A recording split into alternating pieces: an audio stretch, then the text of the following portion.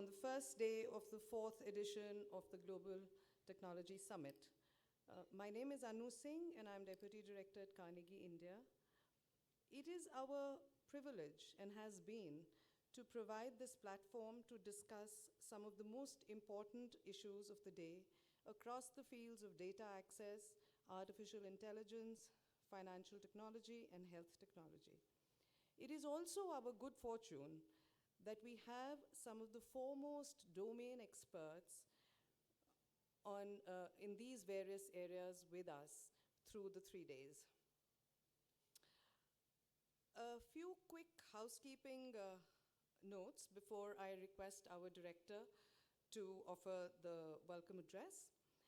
We have 3 days of interesting and engaging conversations on a variety of issues. These will be interspersed with short breaks for tea, coffee, and lunch. Our request to you is that you be mindful of these timings so that you can all be back after these breaks for the next session promptly. This will just help us keep to our schedule. Please, of course, do keep your mobile phones on silent, but we do encourage you to use social media to comment and contribute to our conversation online. Please stay connected to social media via #GlobalTechSummit. In case you're not able to attend any of our sessions tomorrow or day after, please watch the discussions online on our website, carnegieindia.org, or on Carnegie India's Facebook page. Thank you.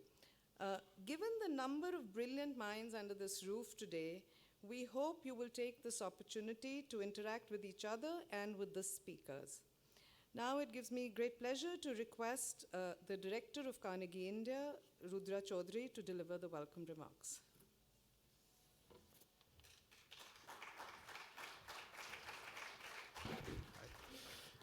Good afternoon. Mr. T.S. Tirumurthy, Secretary, Economic Relations and West, Ministry of External Affairs, Government of India, Your Excellencies, honorable guests, ladies and gentlemen, welcome to the Global Technology Summit 2019. It is our deepest privilege at Carnegie India to host the 4th edition of the GTS on the theme, The Future of Data, here in Bengaluru. We're living in a time of what might be called global ecological disruption, the energy that mobilized the creation of the contours of modern-day globalization from the early 1970s onwards has to an extent run out of fire, whether it is Brexit in the United Kingdom or the calls for greater protectionism around the world. It is clear today that the era of the free movement of goods, services, and most importantly, from the point of view of this summit, the free movement of data can no longer be taken as a given, nor perhaps should it be.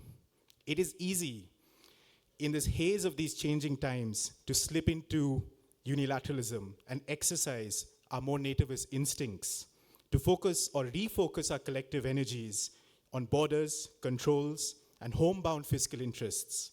Focusing on these interests without doubt are, from the point of view of our economic and technological growth, imperative.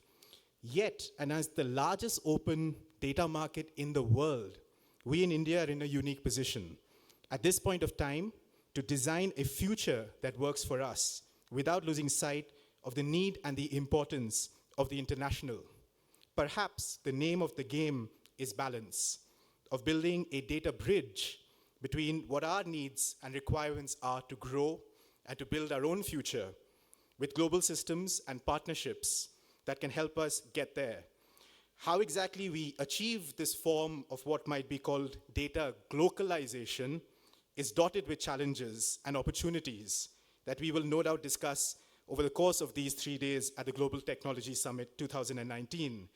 The GTS is designed to highlight, debate, argue, perhaps even find answers to some of the most pressing questions asked in India and around the world on the future of data. Each and every session at GTS has been designed to bring together leaders, professionals, entrepreneurs, venture capitalists, government representatives, expert practitioners, czars from the world of startups, and academics and scholars from India and different parts of the world to quiz out the questions and briefly highlighted above. From the future of the global flows of data to regulating AI, health, drones, 5G networks, our panels and discussions are curated to offer honest deliberations and potentially created invested links between interested groups and actors intently focused on the future of data and on the future of India. I would like to take this opportunity to thank the Ministry of External Affairs for their unwavering support to Carnegie India and the Global Technology Summit from its very inception in 2016. It is a genuine privilege for us at Carnegie India to work alongside the MEA in jointly ideating and now delivering the 4th edition of the GTS. We are really privileged that Mr. Tirumurthy is here with us today and has agreed to speak this afternoon.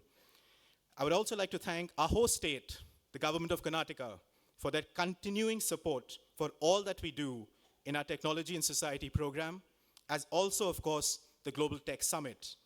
In particular, we are honored to have Honorable Deputy Chief Minister of Karnataka, Dr. Ashwath Narayan, Minister for Higher Education, IT, BT, and SNT, who will address this gathering tomorrow. We are also delighted that the Additional Chief Secretary, Government of Karnataka, Dr. E.V. Ramana Reddy, will, whether tomorrow or day after, be able to spend a little bit of time with us here. This is a state and a city that has a very special meaning to us at Carnegie India. And we are fortunate to be able to do our bit to be a part of this crucial dialogue between technology and policy, and also connect something of a fiber optic, if you like, an ideational fiber optic between Bangalore and New Delhi. Could I please also thank our summit partners, KTech, Innovate Karnataka, Biocon, Facebook, and Flipkart, our session partners, Harman and Intel, and our digital media and outreach partners, the Print, NewsX, and CCamp. On behalf of Carnegie India, I would also like to thank two special individuals who, in their own and very unique ways, have supported and guided us as we have found our own feet in this world of technology and policy, and much more broadly across other programs in our diversifying and growing frontiers. It's a very special thanks to Kiran Mazumdar-Shaw and Mohandas Pai. Last but not least, could I please thank the team at Carnegie India who have worked tirelessly to make the GTS a reality. Mostly, I would like to thank Mr. R.K. Mishra, whose motivation keeps us going, and truly without whom this GTS would not exist. Also, Shruti Sharma, the senior convener of the GTS, and Alok Kumar, our center administrator at Carnegie India. With that, could I just say, we very much hope that you will enjoy the summit, ask the tough and even impossible questions.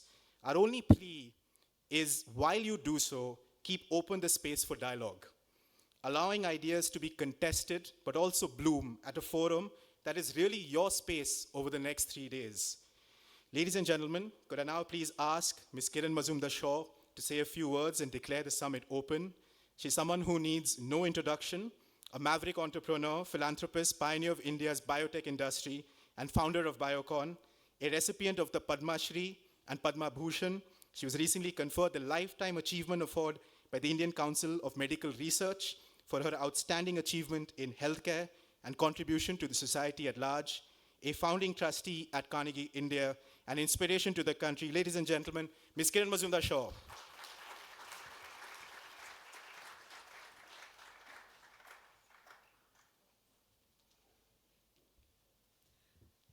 Thanks, Rudra, for that very generous introduction. And on behalf of Carnegie, welcome. It's a great pleasure for me to kickstart this very important Tech Summit. And as you've all seen, that we've chosen this year's theme to be about the future of data. Data, as all of you know, is quickly becoming 21st century's economic fuel, replacing oil as an essential resource for the global economy and thereby the focus of intense struggle to control it. We stand at the dawn of the data age, where data will be the lifeblood of our rapidly expanding digital existence, and it is the new raw material of business, an economic input at par with capital and labor. IDC forecasts that 20% of data produced in 2025 will belong to data sets that run the risk of being disruptive or even life-threatening if unavailable at any moment. That is going to be the power of data. Unorganized data is useless information, but when it is analyzed, structured, and interpreted, it becomes valuable knowledge. And I'd like to just reflect on the value of data for a few minutes. Data science, or the study of databases and data sets, epitomizes what Professor Abraham Flexner of Princeton University referred to as the usefulness of useless knowledge. Data has been collected and collated for centuries, but in the absence of computing power, it remained archived as historical artifacts. And I'd like to illustrate this with an example. The Swedish town of Uppsala had diligently and meticulously collected health records of its citizens for over 40 years. The power of this data was only realized in the 1990s when computational analysis of this rich database provided familial and biochemical markers to cardiac diseases. Likewise, a small biotech company, Decode Genetics, actually created a large genomic database of the uniquely homogeneous Icelandic population in 2001, which was translated into genetic risk factors associated with several diseases and a gene discovery engine that would drive research and innovation in the future. This genomic data-based business delivered a multi-billion-dollar valuation. Now, have you ever wondered why Uber's flotation was one of the largest IPOs of 2019? Is it only because it's a successful taxi aggregator? Certainly not. That's just part of the story.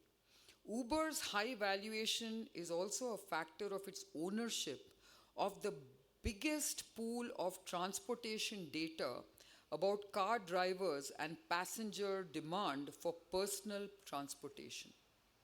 Similarly, Tesla, which is often described as a computer on wheels, is not just about being a fancy electric car. The company's latest models collect huge amounts of data which allows it to optimize its self-driving algorithms and then update the software accordingly.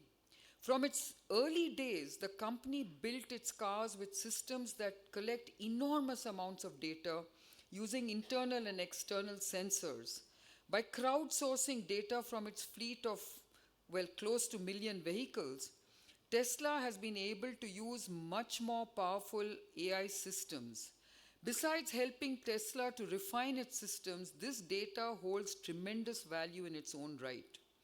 Researchers at McKinsey estimate that the market for vehicle-gathered data will be worth $750 billion a year by the year 2030.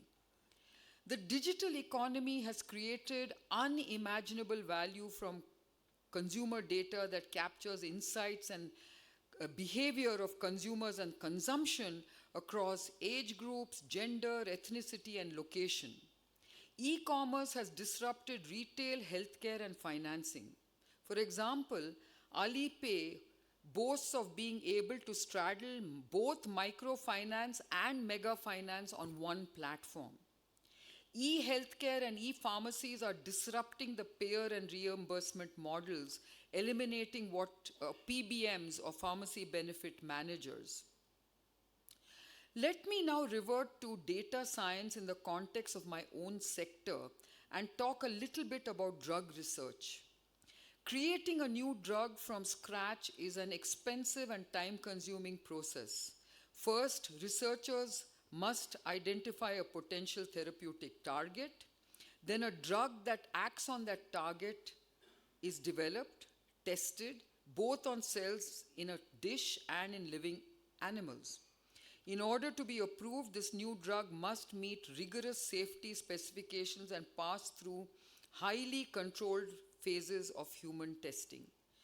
It could take up to a decade for a new drug to complete this lab to market journey and cost over $2.5 billion. With a 1 in 10 success rate, the global pharmaceutical industry is looking at data science for enhancing the probability of success and shortening timelines. Data science is today enabling the pharmaceutical industry to throw off the shackles of the conventional one drug, one target, one disease model of healthcare innovation, which is inefficient, expensive, and as I just said, time-consuming. Drug research today is relying on multiplex data sets to answer and solve many of these medical challenges. Data science is therefore ushering in the next wave of drug innovation by promising to transform every stage of new drug discovery and development. Bioinformatics is helping incorporate knowledge derived from genomics, proteomics, and other biological disciplines into drug discovery and drug design in order to come up with revolutionary ideas for new molecules. However, to do all this, we are talking of humongous amounts of data. If printed on standard office paper and stacked, the raw sequencing data of just one patient's genome would top an 80-storied building. The quest to sequence the first human genome was a massive undertaking. Between 1990 and the publication of a working draft in 2001, more than 200 scientists joined forces in a $3 billion effort to read the roughly 3 billion base pairs of DNA that comprise our genetic material. Fortunately, genome sequencing costs have plummeted in the last decade from almost $10 million in 2007 per genome to less than $1,000 today, and rapidly moving to sub-$100 levels. This is cheap enough to put the cost of sequencing all of an individual's DNA on par with many routine medical tests. Doctors and researchers can today study an individual's genome without spending an astronomical sum.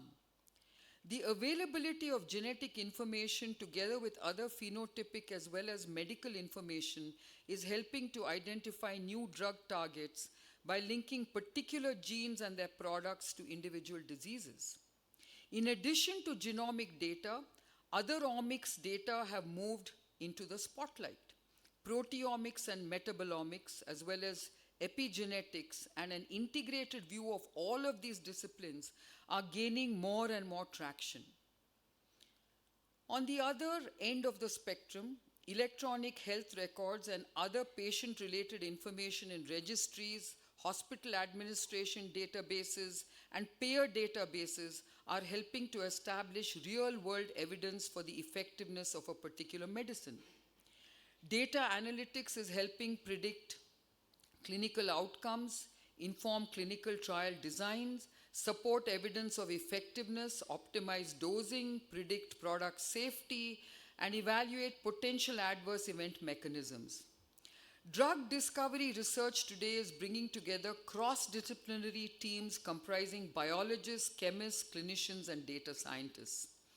Data scientists draw on their expertise in computer science and statistics to sift through gargantuan virtual databases of molecular and clinical data. Today, every cancer biopsy is genetically profiled to match the most optimal treatment regimen. Moreover, oncogenomics and immuno-oncology are highly reliant on data mining that is throwing up new targets for drug discovery. This itself is leading to a startup explosion across the world, with each startup chasing a new target and a new diagnostic or a new drug.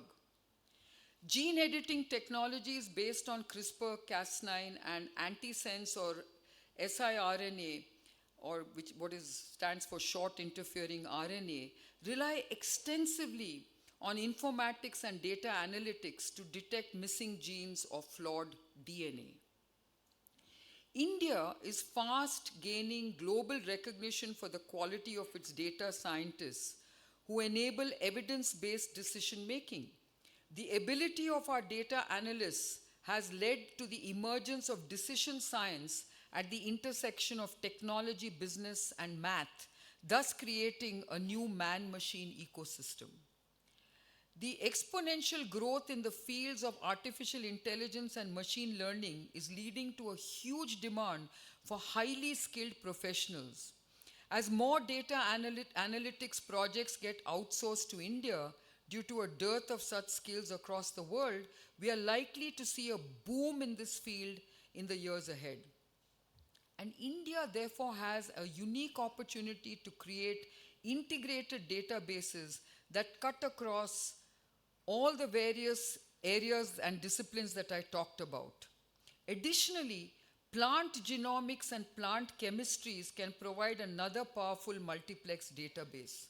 After all, India is home, remember, to 1.3 billion people consisting of more than 4,500 anthropologically well-defined populations. India thus offers wide genetic variance. Studies have shown that genetic diversity in India is up to 4 times greater than that found in Europe. Likewise, India is one of the richest countries in the world as regards genetic resource of medicinal and aromatic plants. It constitutes 11% of total known world flora through its total land mass that only occupies 2% of the globe. India has 15 agroclimatic zones and over 47,000 different plant species. Bio-IT, being data agnostic, can also play a powerful role in other segments of biotechnology, including agriculture, environmental, and industrial biotechnology. The Indian government can play an enabling role in incentivizing the creation and mining of these databases by giving tax breaks to companies involved in such activities. Such a move will give a fillip to the Digital India story, as it will allow Indian companies to intelligently leverage data to come up with high-value products for global markets through just mining their biodiversity. In 1906, Sir William Osler, who is known as the father of modern medicine, had articulated a bold vision for medical science. He said, "To wrest from nature the secrets which have perplexed philosophers in all ages, to track to their sources the courses of disease, to correlate the vast stores of knowledge, that they are quickly available for the prevention and cure of disease. These are our ambitions." More than a century later, we seem to be on the verge of realizing Osler's vision as artificial intelligence, fueled by the exponential rise in big data, becomes a powerful extension of human intelligence. Innovation is the collective compound interest of human ingenuity. By enabling new ways of thinking and amplifying human innovation, data science is enabling exponential rather than linear growth in human knowledge to unleash breakthrough innovation.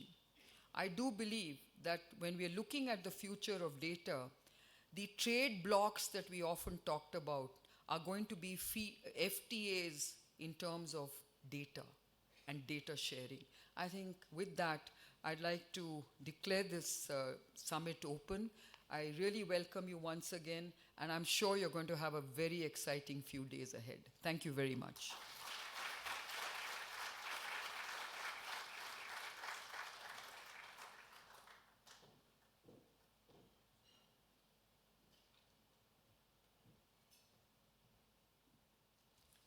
Thank you, ma'am, for setting the tone for this summit so effectively by showing us and outlining for us the value of data. We now have a special video message from Honorable Minister S. Jaishankar, External Affairs Minister, Government of India, on video. To speak to you all on the on the occasion of the 4th Global Technology Summit. The Ministry of External Affairs has been partnering the Carnegie Endowment for some years in this regard, and we are very privileged to work with you again. This year, the theme of the conference is the future of data, and I believe that there could be no more an appropriate a subject at this point of time. As an external affairs minister who is leading the country's foreign policy into a digital era, I think the challenges presented by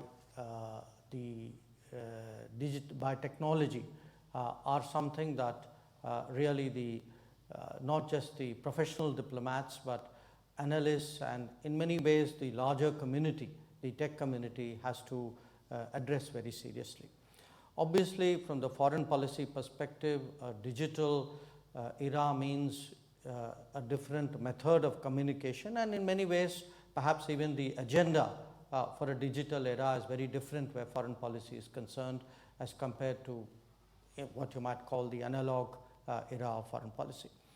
Now, some of it is very obvious. I mean, clearly digital technology can be used for development. We see that happening. It is happening in society. The fact that so many of you have come to an event like this itself is a change, and in our own country, Bengaluru is the symbol of that change. Bengaluru is really a digital city in many ways. But digital tools and digital practices are also very key for governance. They are particularly important if the development strategy is focused on leapfrogging. It's also very useful for a country, for a society whose resources are limited, and therefore how to optimize those resources I think is best done digitally. Now, there's a consequence to that. And the consequence, of course, is what we see around us, which is a growing emphasis on human resources. The fact that today we are increasingly talking of a knowledge-driven economy, in many ways a knowledge-driven society, knowledge-driven polity, and I dare say a knowledge-driven foreign policy as well. Now, what are the challenges that from the foreign policy side we see?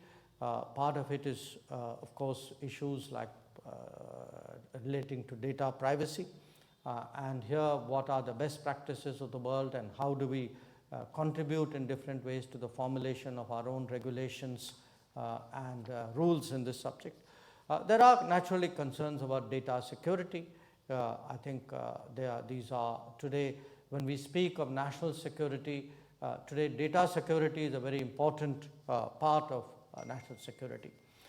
Another very natural outcome, of course, is the commercialization of data, the monetization of data, and the fact that when we speak of trade, we speak even of investment, we speak of technology partnerships. A lot of these are going to revolve around data, and the country which uses this best in many ways would actually be the most powerful economic player in the international system. So, if we look at data, data actually now becomes, there's the term data is the new oil, but I would say actually data is the new influence in many ways. And these will be the big debates, and I think part of the big debates, as in other aspects of foreign policy, is do you allow the countries which have early leads to retain those leads, or do you compete with those countries? And what do we do to set ourselves up in a leadership position?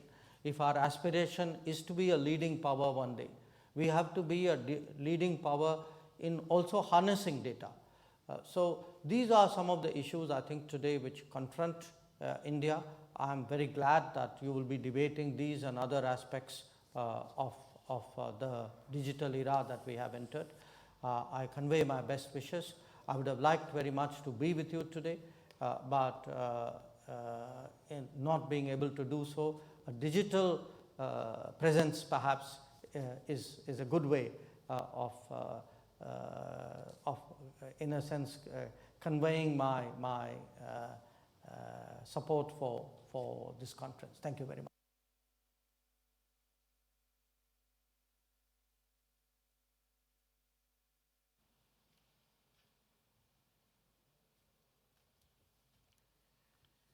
I would now like to invite Mr. T.S. Tirumurthy, Secretary, Economic Relations, Ministry of External Affairs, Government of India, to deliver the keynote address. Welcome, Mr. Tirumurthy.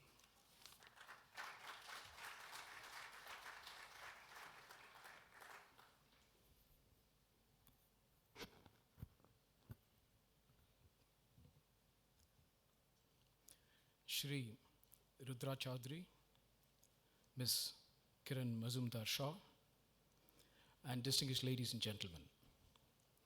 It's indeed a great privilege to participate in the 2019 Global Technology Summit, the fourth edition in the series, with a specific focus on the theme, the future of data. I would like to commend Carnegie India and its director, Rudra Chaudhary, for taking this very important initiative. The Ministry of External Affairs is happy to partner Carnegie India in this platform where various stakeholders come together to arrive at useful recommendations for policy matters and policy makers to harness technology for the benefit of our society. For India, digitalization provides an unprecedented opportunity to create a new, inclusive, and sustainable growth model for 1.3 billion of our people. The digital economy is now integrating India more than ever with the outside world. And India is uniquely poised to take advantage of these developments and provide the world with a competitive template and a unique one designed to benefit one and all. Today, India is not only the world's largest data market and the second largest consumer base, but we are also the second fastest digital adapter amongst the 17 major digital economies and are working towards our target of a $1 trillion digital economy in 2025. The Digital India initiative of the government has been the flagship program to digitally empower society and future and further nurture our knowledge economy. The last 5 years has witnessed the takeoff of a digital revolution, and vast national digital platforms have been created, sustained, and leveraged for delivering smart governance solutions for our people. These digital initiatives have been successfully implemented through rolling out of open application program interface, interoperable digital platforms, and leveraging public data for open innovation models, resulting in a fresh approach to socio-economic problem solving. Interoperable digital platform, in conjunction with a matured IT services sector, has emerged as India's strength. Friends, while rapid advancement of technology has enabled vast quantities of data through big data analytics, enabling insights into a range of areas like health, food security, intelligence transport systems, urban planning, etc., India is also transiting to a digital economy wherein the processing of personal data has already become omnipresent. A legislative framework regulating the use of personal data has indeed become a necessity. The 9-judge Constitution Bench of the Supreme Court in the landmark privacy judgment in Puttaswamy, delivered in August 2017, held that right to privacy is protected as an intrinsic part of the right to life and personal liberty under Article 21. They went on to observe that information privacy is a facet of the right to privacy. The dangers to privacy in an age of information can originate not only from the state, but from non-state actors as well. Towards this end, the Government of India constituted a committee of experts under the chairmanship of Justice B.N. Sri Krishna to study and come up with a draft personal data protection bill. The government is in the process of introducing a personal data protection bill in the current ongoing winter session of the Parliament. It was the Sri Krishna Committee which brought in the concept of fairness into the equation between, on the one hand, the individual with respect to his or her personal data, and on the other hand, the individual and entities with whom the individual shares his or her personal data. As the committee says, this relationship is based on a fundamental expectation of trust. The individual expects that the personal data will be used fairly in a manner that fulfills his or her interest. This is the hallmark of a fiduciary relationship. A degree of trust and loyalty is necessary and expected in this relationship.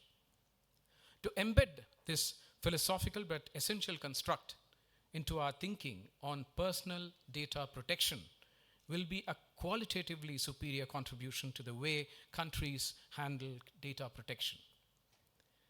It will bridge the gap between ensuring the protection of personal data and facilitating the growth of the digital economy. Friends, it is clear that a legal framework for personal data protection should have a certain focus and be based on some very clear objectives. For example, it must be technology agnostic and be flexible to take into account changing technologies and standards of compliance. Further, its application should be holistic. That is, it must apply to both private sector entities and government, and carve-outs for certain legitimate state aims. Consent is an expression of human autonomy. For such expression to be genuine, it must be informed and meaningful. Data minimization is desirable. Data that is processed ought to be minimal and necessary for the purposes of which such data is sought. The data controller's accountability for any processing of data is necessary. The legal framework should also have a structural enforcement by a high-powered statutory authority coexisting with appropriately decentralized enforcement mechanisms and with suitable deterrent penalties. Therefore, with the overall support of global free flow of data, we need to ensure that protection of the privacy of our citizens. Our leadership is fully conscious that preventing digital exclusion, reducing the gap between the digital haves and have-nots, and bringing about greater digital equity are essentials for an effective functioning of a modern democracy and ensuring social welfare. The fine balance between data availability, utility, innovation, and privacy must be maintained, and data sovereignty not be compromised. The Honorable Minister for Communications and Electronics and Information Technology, Shri Ravi Shankar Prasad, has emphasized that the world needs to appreciate our changing narrative from digital communication and software production to open source and electronic manufacturing. It is our aim to make India the big center for refining raw data and saving it in safe and secure conditions for further processing. Various discussions are underway at the international fora to bring in rules and regulations to regulate cross-border data. The Osaka track, launched by Japan earlier this year under its G20 presidency, was designed to legitimize these informal plurilateral negotiations on digital trade. India has stayed out of this Osaka track. Let us also not forget the increasing use of the digital space and internet by terrorists. Storing of data securely and providing ready access to law enforcement and other agencies will be yet another factor to be taken into consideration for national security. The rise in economic offenses and other transnational crimes have only added to the complexity of the data protection matrix. Nowadays, we not only deal with the 3 V's of data, but have 2 more V's to be added or contend with: variety and veracity. While we are naturally focused on the future of data in India, let us also not forget the international dimension of India's emergence in this important area. We are contributing to the global digital commons by helping create open source software and platforms which are being leveraged by other countries, especially from the global south. For example, MOSIP, the modular and open source identity platform, which helps user organizations such as governments implement a digital foundational ID in a cost-effective way while embracing the best practices of scalability, security, and privacy. Harnessing the power of the open source is anchored by IIIT Bangalore. What I would like to underline here is that our corporates have not taken adequate advantage of this and ventured into the global south. In fact, I would venture to suggest that developed countries may well run away with the baby which we have nurtured. I will urge all the corporates gathered here to focus on the global south, in addition to the robust partnerships they may have with the West. For example, with respect to Africa, our Prime Minister has enunciated the 10 guiding principles in 2018 for India-Africa enhanced engagement. This has been widely welcomed by African countries. One of the 10 principles is to bring India's digital revolution to Africa, particularly to empower the youth as well as enhance education, health, public services, financial inclusion, etc. It is now incumbent on the Ministry of External Affairs and other relevant ministries, and in fact, corporate India as well, to ensure that we are able to reach out to African countries in the digital space in a truly pragmatic and cost-effective way, where our progress in the digital sphere is shared, which will assist African countries to realize the priorities that they have set for themselves. In this, we need the strong support of the corporate world. The government will be happy to partner you in this quest. It is becoming increasingly obvious that widening digital divides threaten to leave many countries and many developing countries, especially the least developed ones, further behind. Digitalization has given rise to fundamental challenges for policymakers in countries at all levels of development, particularly to integrate it in their governance structure, evolve employment-friendly strategies, and ensure social welfare and protection. It is here that Indian corporates have a great opportunity to take our digital solutions to the global south and build brand India. Building brand India abroad should ideally be the outcome of the various initiatives being undertaken both by government and by the private sector. We want you to be out there looking at the opportunities that have opened up and see how India can sustain its leadership in this important area. And in this, the government is willing to assist in whatever way we can. As you may be aware, we have a robust development partnership, not just with Africa, but among our neighbors and indeed the developing world. We have a range of engagement, including lines of credit, grant assistance, capacity building, humanitarian assistance, etc. In this, our development partnership with Africa has a special place. We now plan to launch a digital initiative in Africa, which will be supported by our lines of credit. I would urge corporates to come forward and participate as and when it is launched. In fact, without a collective effort, it cannot succeed. The effort is to leverage our national digital platforms for effective governance solutions. The effort is to make available our digital and governance platforms in a generic, flexible, scalable, and configurable manner to our partners in the developing world through platforms such as DigiLocker, eVahan, enable tech automation of banks and integrated payment and settlement systems for interbank transactions, fintech and digital payment solutions, including RuPay and Bheem, biometric-based foundation ID systems and their integration with essential services provided to citizens, such as financial inclusions, banking, direct benefit transfer to citizens, etc.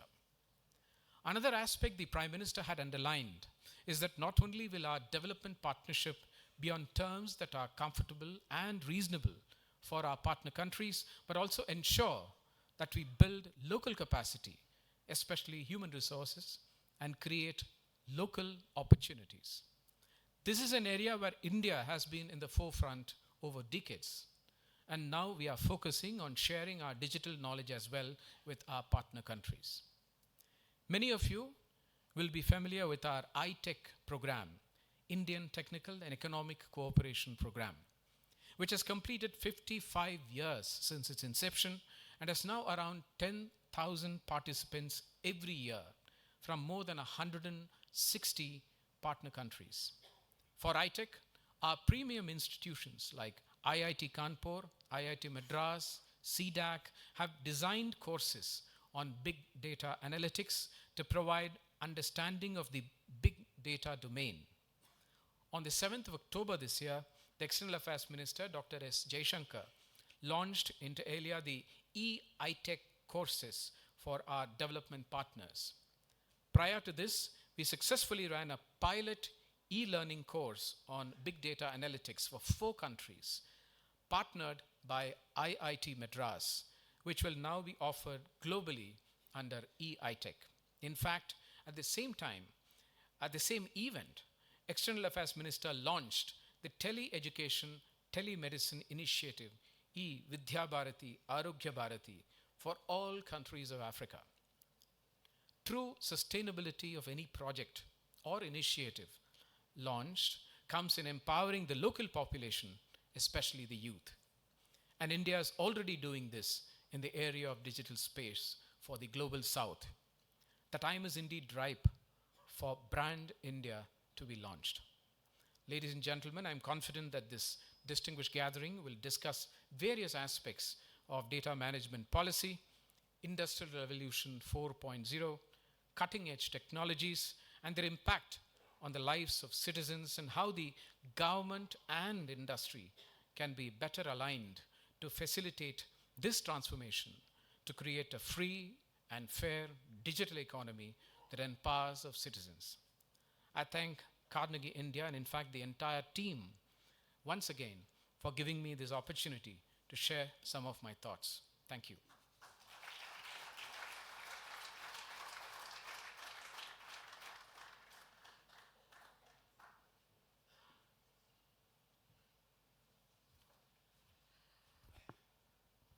Thank you, sir, for sharing your views on the proposed regulatory, bilateral, multilateral mechanisms, as well as giving us a glimpse of the data and digital landscape in India. Thank you very much. It is my honor now to welcome Nandan Nilekani to kickstart our panel discussions by giving his views on identity, payments, and data empowerment. Although, of course, Mr. Nilekani requires no introduction, yet briefly, Mr. Nilekani is the co-founder and non-executive chairman of the board of Infosys Technologies. He was also the founding chairman of the Unique Identification Authority of India. After his talk, Mr. Nilekani will take questions from the audience, and these questions will be moderated by Srinath Raghavan, Senior Fellow at Carnegie India. Welcome, Mr. Nilekani.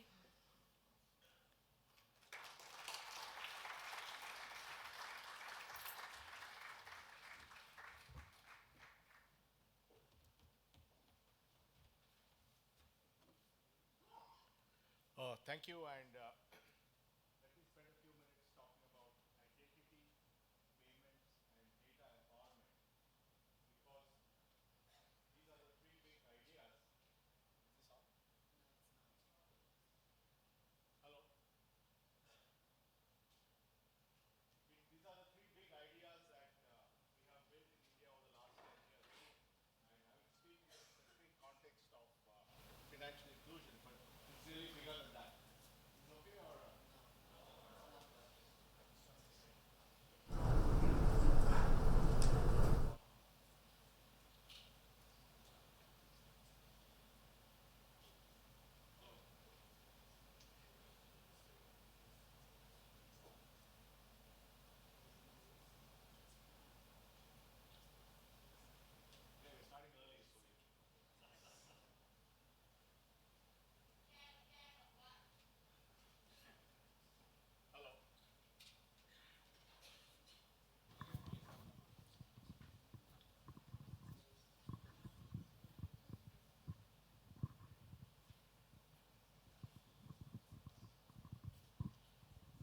Yeah, thank you. And so today I'll speak about three big ideas in technology which have essentially dominated the last 10 years, last decade in India.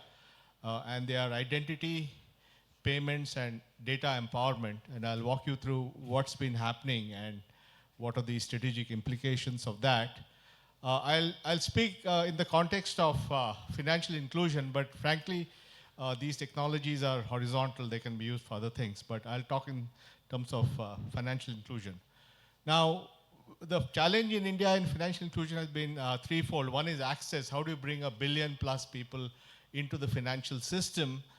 Second is, once you bring them in, how do you keep them in the system? How do you engage them so they participate in transactions?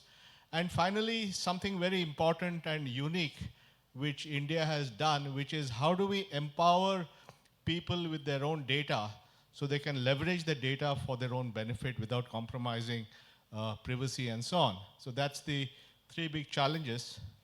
Let me talk about the first challenge which we solved. We began this challenge, solving this challenge exactly 10 years back in 2009.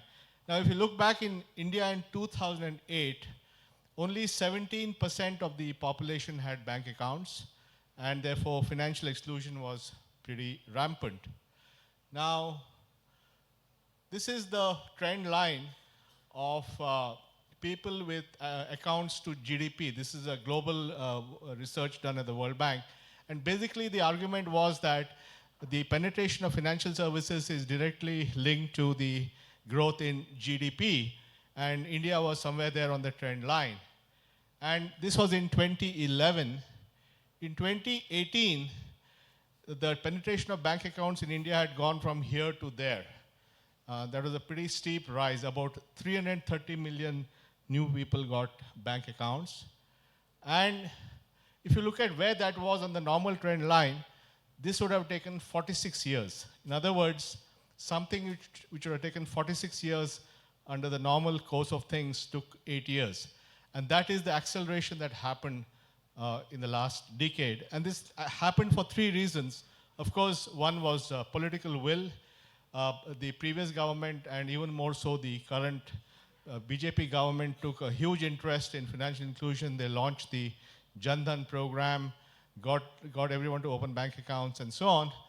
And it also got helped because of the fact that a lot more government benefits had to be transferred to people, and therefore they needed to have bank accounts to put money into their accounts, as well as migration. And we had a lot of urban-rural transfers. So a lot of money was being sent by people in the cities to their families in the villages. So all this contributed to the growth. Also, I think a very proactive central bank, which has had financial inclusion as a goal for many years. And very importantly, technology infrastructure, which is collectively called as the India Stack.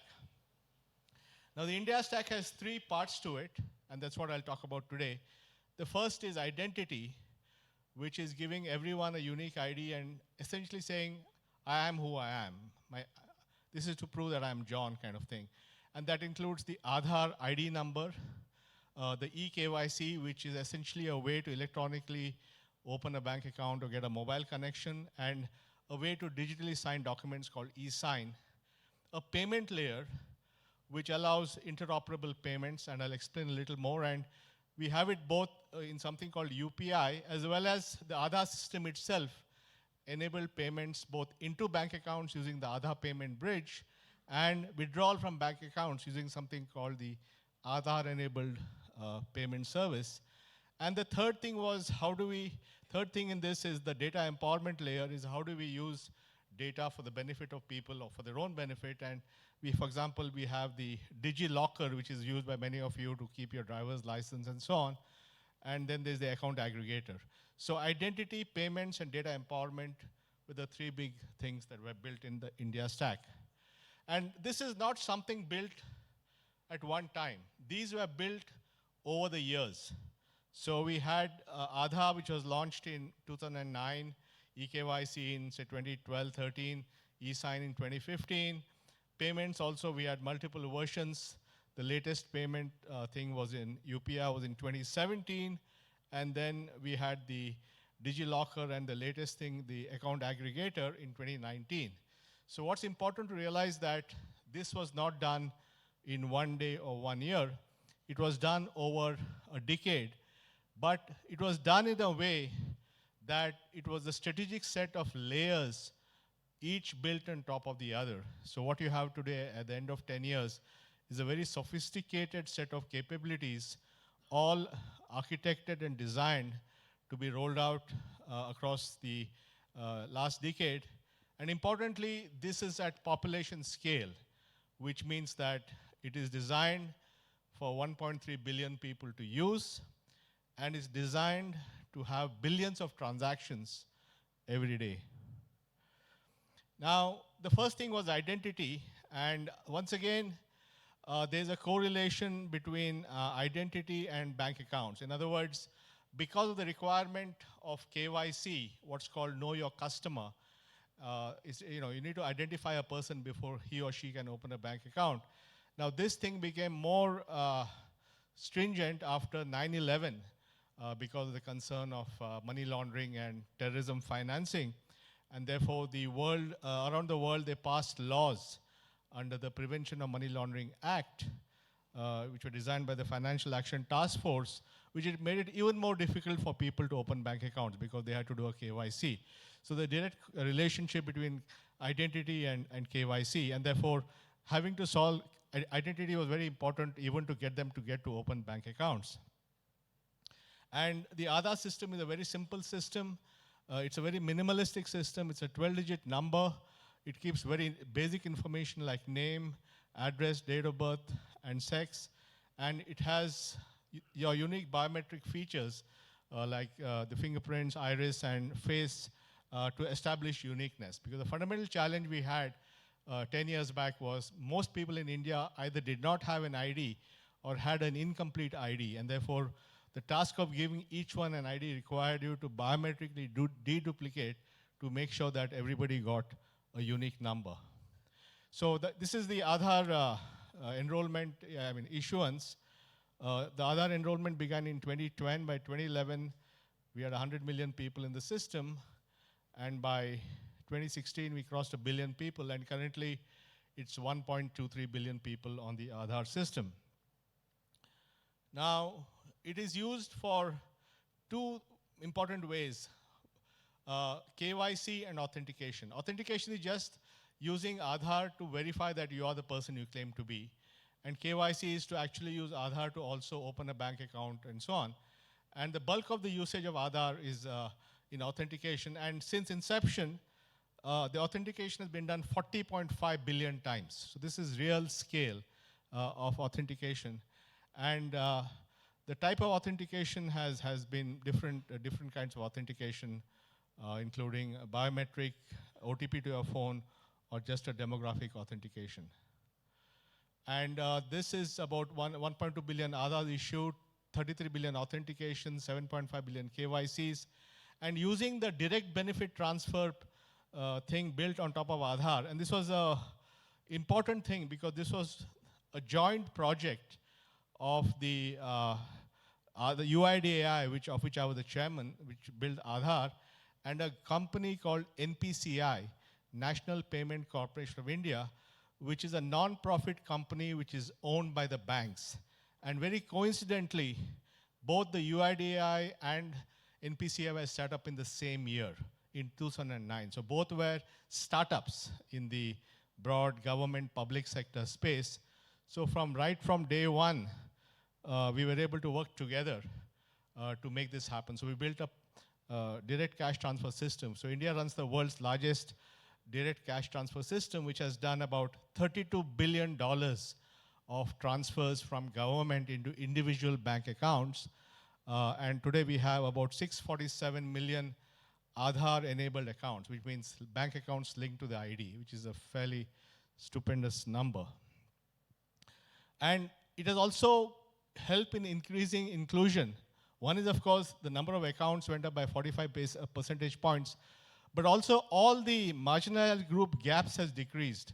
Gender gap, employment gap, education gap. So it has been a very important part of inclusion in India.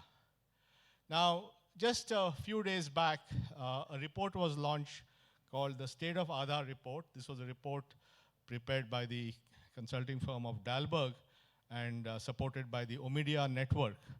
And that came out with some very stunning figures. It showed that 92% of the people were satisfied with Aadhaar, which I think is a pretty good endorsement for a platform of this scale.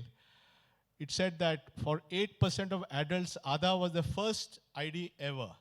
Now, even the people who had ID at that time didn't have a unique individual ID. They had an ID as part of a ration card. So this was, in fact, many more people in terms of unique IDs was much higher. And it was the first ID for 15% of the homeless. And moreover, all the benefits were transferred. 80% of beneficiaries who used Aadhaar to get their PDS ration or their Narega, which is our employment guarantee scheme, or pensions, found it, Aadhaar made it more reliable. And more than 40% were more likely to obtain a new SIM card within one day. So as you can see, this is a very, very comprehensive report supported by Omidyar. And it was a survey of 167,000 people across 28 states. So it was a very comprehensive report, and the advisory committee included both Aadhaar supporters and skeptics, so that you're comfortable that this was done in a very balanced fashion. Now, that was about Aadhaar, and that's a proven system. The second big challenge that was done, and this was done really by NPCI, the Payment Corporation, and I happen to be the advisor to them on innovation, and this is the payment system improvements. And this was, the idea was to create a mobile-first, anytime, anywhere payment system which was low cost, which allowed you to transfer money in real time from any bank account to any bank account, from any mobile application to any mobile application. And this was an idea that was conceived in 2013, and it took us about 3 to 4 years to actually bring it to market. So it came to market in 2016. And this system is a 24/7 real-time interoperable payment system where monies are transferred between banks who are regulated entities, but the banks in turn can offer the services through different distribution channels who are not necessarily regulated. So this is a unique model where big tech and banks come together and each do what they are good at. So on the sort of big tech fintech side, you have Google Pay and WhatsApp and PhonePe and Paytm and all these guys. They have distribution. They have millions of consumers on phones, and the banks provide the actual financial transaction. And this is a payment system that is highly flexible, so it can be used for person-to-person payments, business-to-business payments, all kinds of things, person-to-merchant payments. And this is something which is considered probably the most advanced payment system of its kind in the world. And for example, one customer can be having his app from Citibank and account in some bank, and he can send money to somebody who has an account in State Bank, and all that can happen in real time. And now you have WhatsApp integration. WhatsApp is part of Facebook, one of our sponsors today, right?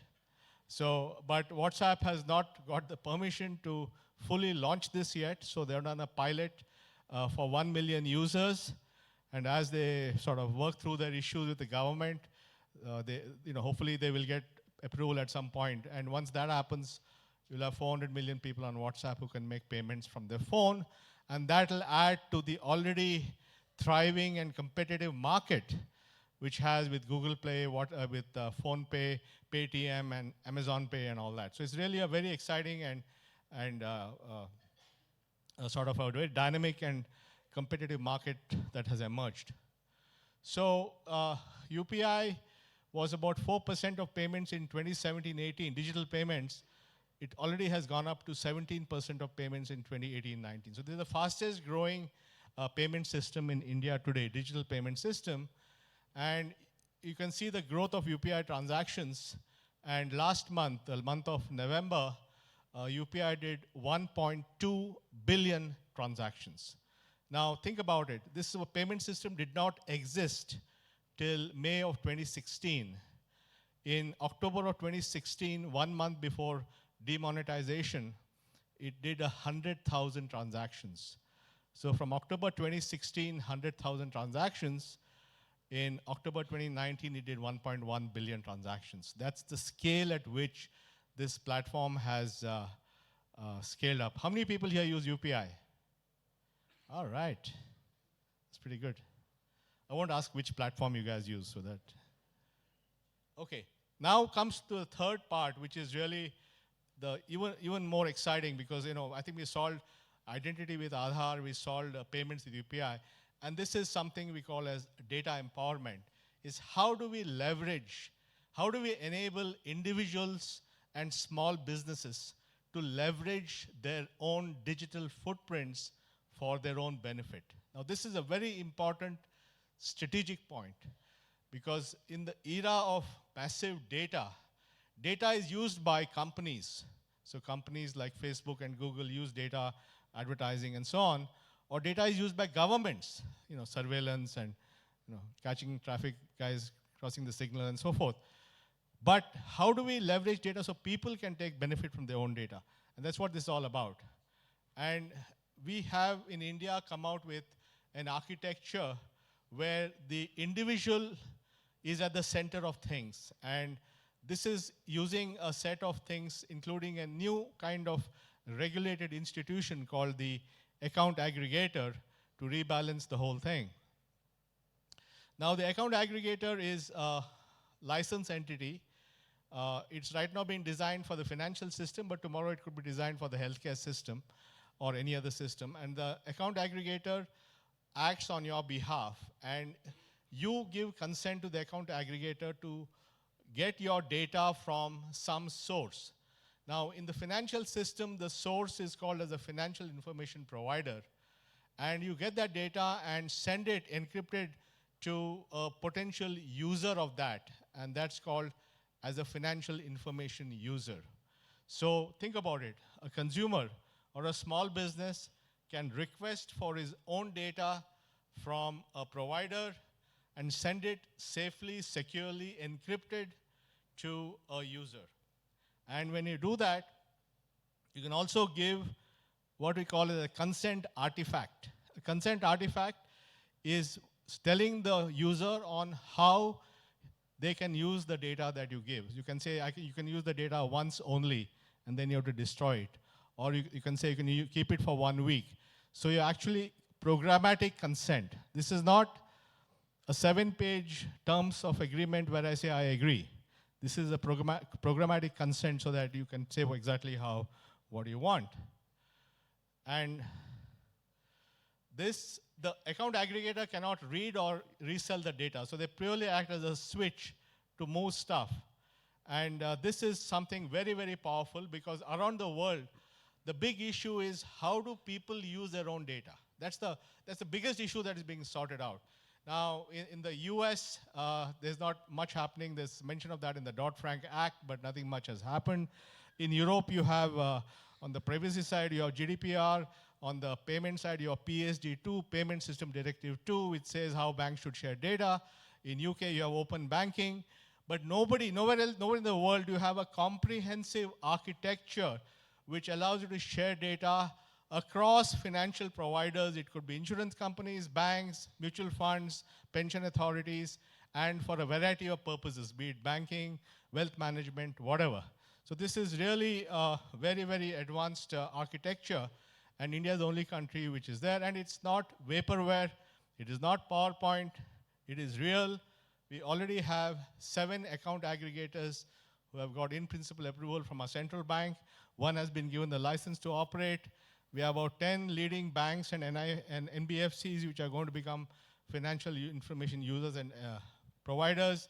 We have potentially the GST network coming into this to provide invoice details of small businesses.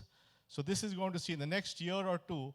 Think about it as to where UPI was in May of 2016. In May of 2016, UPI was an idea. People were saying, what is all this stuff and all that? And today, that's $1.2 billion a month, 1.2 billion transactions a month. So account aggregator is at that very important point where over the next 2 to 3 years, you will see a dramatic consumption of this new technology. And an example of that is, suppose I'm a small business. Now, small businesses, as you know, find it very difficult to get credit from the banking system. Only 8% of Indian small businesses get credit from the formal banking system. And this will help to solve that, because somebody can, they have the transaction, they've sold something, they have bank statements that creates digital footprints which they can give through the system, get credit, grow the business, and get into this loop. And thus, the small business, which is providing some garments, can actually get a loan, not based on their assets, not based on the balance sheet, but based on their data. The notion that data is available to the small business to use for a better purpose. That's what data empowerment is all about. And this is getting rolled out, and we expect lots of banks and lenders are getting very interested in this kind of lending. It's called flow-based lending, and it's all short-term lending. It's like working capital lending, and many, many people are going to launch this in coming months. And the difference is that unlike the Western model where data is used to sell things to you or to show you ads, here data is used to empower consumers and putting the consumer at the center of data. This is the holy grail of data, and it's getting rolled out for the first time in India. So these are the three big ideas that have happened in the last 10 years. Access through Aadhaar, retention through payment systems, and data empowerment. And this is creating a sort of a flywheel of activity. And you can see that we are deepening the system. More people are using more products. All kinds of new innovations are coming. And this is possible because all these things that have been built in the last 10 years have been built as platforms. They're not individual projects. They were designed and architected as platforms, one layer after the other. So over 10 years, you have this incredibly sophisticated set of tools which no other country in the world has. And just like the internet was a platform which led to the rise of Amazon, Twitter, Facebook, Google, Uber, whatever, they're all built on some common infrastructure, TCP/IP protocols, smartphones, World Wide Web, and so on. Similarly, we have done the same in India stack. So you have the identity layer, the payment layer, and the data layer. And you can do DBT, financial inclusion, the Ayushman Bharat uses some of these components, faster payments, lending through account aggregation, skilling. So suddenly you have a set of government-enabled platforms at population scale which have a huge number of transformational possibilities. And the other big thing is that it's been designed so that you have innovation on the front end. At the same time, you use regulated players. So the banks are very much part of this. At the same time, big tech and fintech can participate in this revolution. And this is fundamentally different from anywhere else, because historically, especially in the financial system, it's been very close. You have central bank, clearing houses, banks, and innovation takes time because all these guys, it's a monolithic approach to life. Or you have the can I mention? This is the, what is that? Libra. The Libra model. So Libra model is closed loop.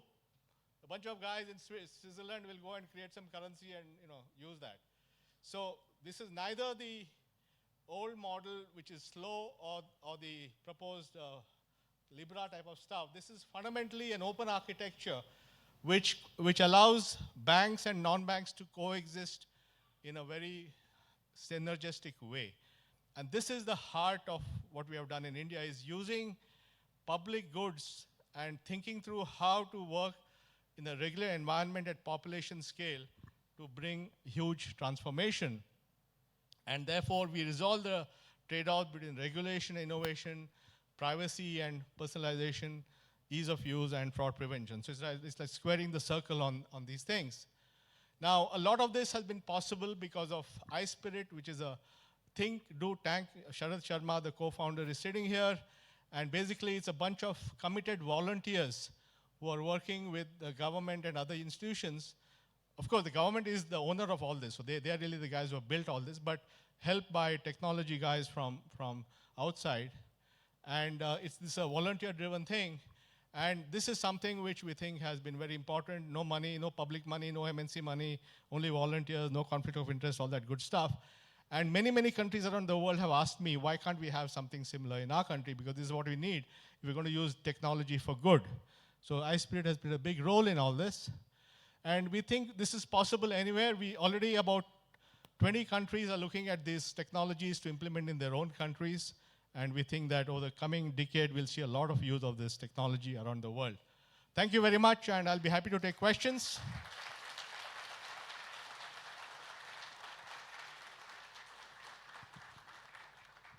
It's my friend Srinath Raghavan, so he won't be tough.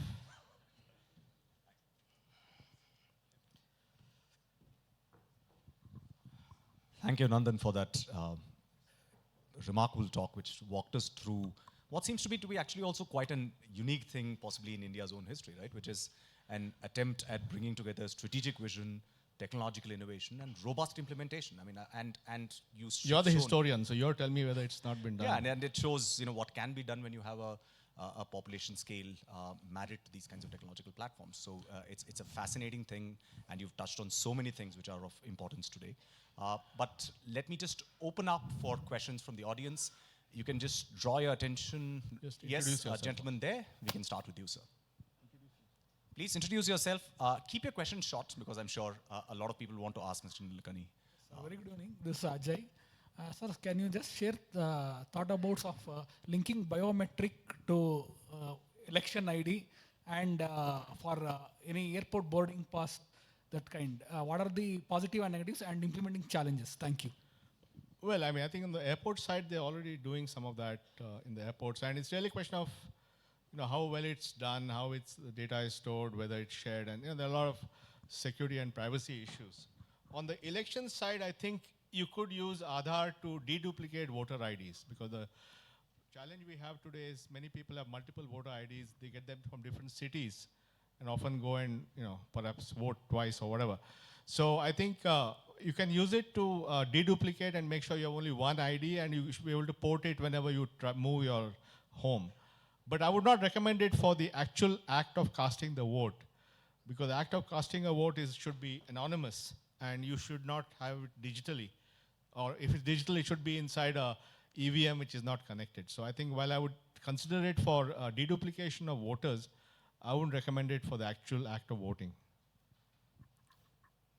Okay, we have a question there in the corner. Sorry, we'll come back to you. Same question, then I have given the answer, no? Sure, please go ahead. Hi, sir. Hello. Hello. Hi. So I just wanted to ask how you envision account aggregators, especially under the DAPA, dealing with concerns of transparency and accountability, and how you think they'll be run and managed. No, account aggregators are regulated entities that are under license. In the financial sector, the account aggregator license is given by the Central Reserve Bank of India. But Reserve Bank does that on behalf of all financial regulators. So when, in theory, an account aggregator license from RBI should allow you to use it with any of the 5 financial regulators, RBI, SEBI, IRDA, PFRD, and IBBI. They are subject to certain norms. They can't read the data, they have to send it end to end and so on. So the number of things. Now, the 3 things are required to make this work. One is the institution called account aggregator, which has been defined by the RBI.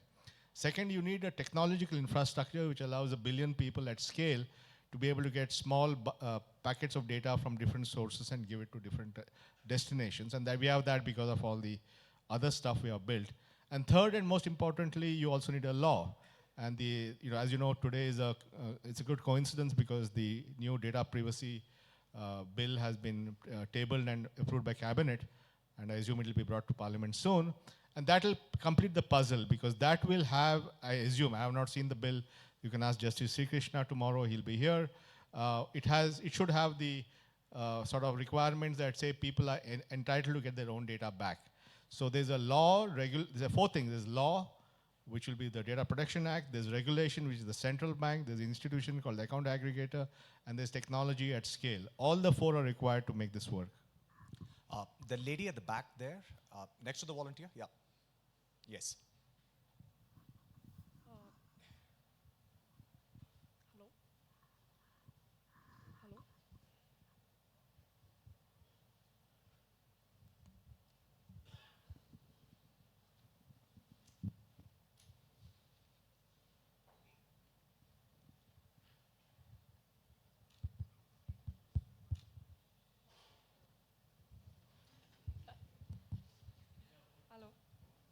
Thank you for the wonderful presentation, sir. I would just like to follow up on the question of the airport thing linking to the Can you biometrics. introduce yourself?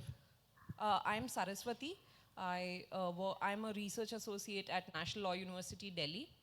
I would just like to understand what are your thoughts on the surveillance issue which is being pitched, for example, the biometrics being linked to the, for example, my boarding pass. Well, how do you think that would, what are your thoughts, how the surveillance issues can be thought about? No, obviously, I mean, the more data is there, then the more opportunities are there for someone to use that data. But I think it's about trade-offs, right? I mean, if it's voluntary and if you decide that you want to have a fast track, I mean, people do it around the world today at airports, and if that fast track comes to you by virtue of using a biometric, then you make a choice whether you want to do. So I would say it should be voluntary. Those who want to do it can use it with biometrics. Those who want to do the old-fashioned way can stand in line. I mean, you can do either. The gentleman here, sir, in the middle. Yes. Please get him a mic. Sir, excellent presentation. My name is Sai Prasad, work with BPAC. Sir, is blockchain being enabled, I mean, will be used as an enabler anywhere here? Well, I mean, blockchain to us is just an underlying, technology that will allow you to keep everything on one single ledger. And if there's a particular use case that justifies blockchain, then we would look at it. So it's not blockchain for the sake of blockchain, if it meets a particular goal. Our own view is that when you get to this scale of transactions, at least today, blockchain is not a proven thing at a billion user scale. And therefore, response time, all that is very important. I mean, today, as I said, the UPI does 1.2 billion transactions a month, and the CEO of NPCI is on record saying that he wants to go to 1 billion a day. And when you talk about those kind of scale, you have to rely on more central, switching technologies that are more traditional. The gentleman there in the middle, at the back, please say yes. Please get him a mic. Sorry, the gentleman right at the back, please. It was his turn. Yeah, please. Hello. Yeah. Hello. Hi, good evening. I'm Ravi Ram. Thank you very much for the excellent presentation, Nilkini. My question is, India has built up enormous technology and at this level of scale. And there is a great potential to monetize this by providing services to other countries. So is there an effort happening in this regard to create value for India with the expertise built up? Well, I think, of course, the question is, of course, there's a global demand for this technology, and whether you choose to monetize it in the financial sense or whether you do it as part of your diplomatic thing, that's really the government should decide. Certainly, we are seeing on ID, we know at least 20 to 25 countries that are trying to implement something like Aadhaar. On the UPI front, there's a lot of global interest, and the BIS, which is the Bank of International Settlements, which is a central bank for central bankers, is looking at it as a potential model for other countries. And already the UPI has launched acceptance network in Singapore. They're talking about doing cross-border remittances in Singapore and so on. So I think UPI will definitely have a global opportunity. Account aggregator is a very new thing.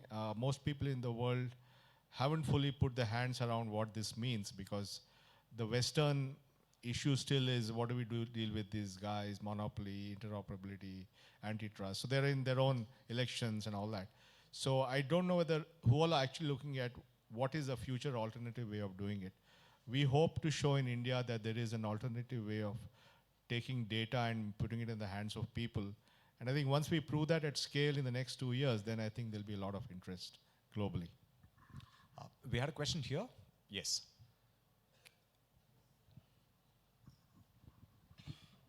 My name is Benay Kesri. I work with a fintech startup called Setu. So Dr. Jaishankar, our foreign minister, just a while ago said something interesting. He said the question before us, one of the questions before us, and I paraphrase, is do we allow countries with the first mover advantage to preserve that, or do we find ways to compete? And I think that question kind of goes to the heart of a lot of the questions we're grappling with in the digital space, which is, questions of economic inequality and so on. So I just wanted to understand what your thoughts on that are. Well, I think as the internet becomes more and more central to people's lives, to societies, I think ultimately countries will start making choices because everybody has a different view on free expression and so many things, censorship, so many things. So I think it's inevitable that countries will adapt the internet to their needs. Our view is that we in India are trying to extend the internet in ways that empower people. So everything that we have done here, whether it's identity payments or data empowerment, is how do we put more into the hands of people so that they get the full value of the technology. And we think this is something which has global implications, and we are sure that it will get picked up and taken globally. And at that point, India will have been the leader in showing a way on the new internet. Okay, the gentleman here in the front. Sorry, I interrupted you early on. Hello. Nand, Ayushman here from the Mint. So I just have to ask you about the data privacy bill which has been passed, right? So passed by the cabinet. Passed, yeah, by the cabinet. So what's your take on that, given that there were concerns on privacy with regards to Aadhaar? So what would be the impact of this? No, I think the Aadhaar question is well settled. As you may be aware, the Aadhaar case was in the Supreme Court for 9 years. It is the second longest case in the history of the Indian Supreme Court. And before deciding the Aadhaar case, they had to decide an even more principle is whether Indians have a fundamental right to privacy at all. And a 9-judge bench of the Supreme Court decided that Indians do have a fundamental right to privacy. However, the state can constrain that right for 4 goals: for raising revenue, for law and order, for income tax, and for national security. But it has to be done through a law, and the sort of abridgment of any privacy should be proportional and reasonable to the purpose. So that was laid down by the Supreme Court. And then Aadhaar was tested against that and found to be fully valid. So the Aadhaar question is not the question for the data privacy law. It's already been settled. Okay, so we have a question here. Yeah.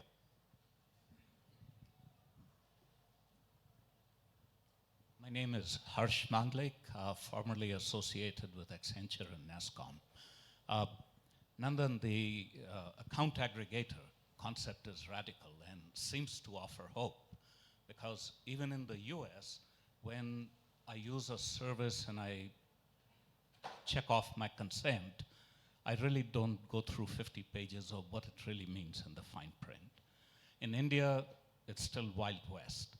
I'm sure my phone company sells my location. I start getting ads immediately from the store across the street. If I'm discussing with someone about back pain, I start getting remedies for back pain, right? So my question is, in the way you are visualizing it, is there a presumed boundary for financial and health data? Or do you see it actually becoming something that I could elect to use for my purposes, even when I'm dealing with the likes of, say, Google or Facebook or whatever? So where are those boundaries? Well, right now the focus is to have this concept in regulated areas, because when you have regulators, then the regulators can enforce laws. So the financial sector is the first use of the account aggregator framework, because it's also the most sophisticated user of technology. But that is to prove the idea of what we mean by account aggregation, data empowerment. The second would be the health sector, because again, I think the holy grail in health is how do I have interoperable, portable health record that I can take anywhere. If I go to a new hospital, I should just be able to click and get all my records there. If I go to a specialist, I should get my diagnostic and show it to him. So the health is, the holy grail is having complete portability of health records. It could also be applied for skills. For example, as we skill, Indians get skills, how do they have a way of recording those skills, having the credentials, going for a new job interview, showing the credentials. So these 3-4 areas I think are immediate. Now, whether it will be used for general purpose applications like social media and so on is, I think, a little far away. And it'll also depend on what the law says, because the law says that it's the obligation of the data collector to give data back to the consumer on demand. Then this model could even work in other areas. But I would say that's far away. Our focus is really to make it work in areas that help people to get a better loan, get better healthcare, get better education, or get better jobs. So then other people can take it to other sectors. Okay, can we go to this gentleman here on the right? Hello, my name is Gopi. I'm a founder of a company called Teracuse.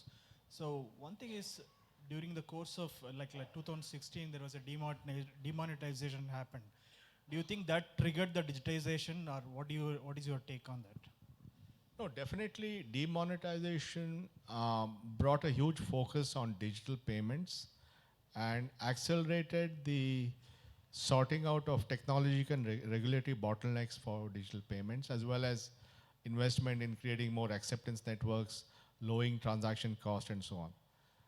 And certainly UPI is a beneficiary of that, because UPI, as I said, in October of 2016, 1 month before demonetization, did only 100,000 transactions, and not many people were using it. But today it's 100 million users and 1.2 billion transactions. So definitely the push towards digital payments, which happened post-demon, has contributed to this amazing growth.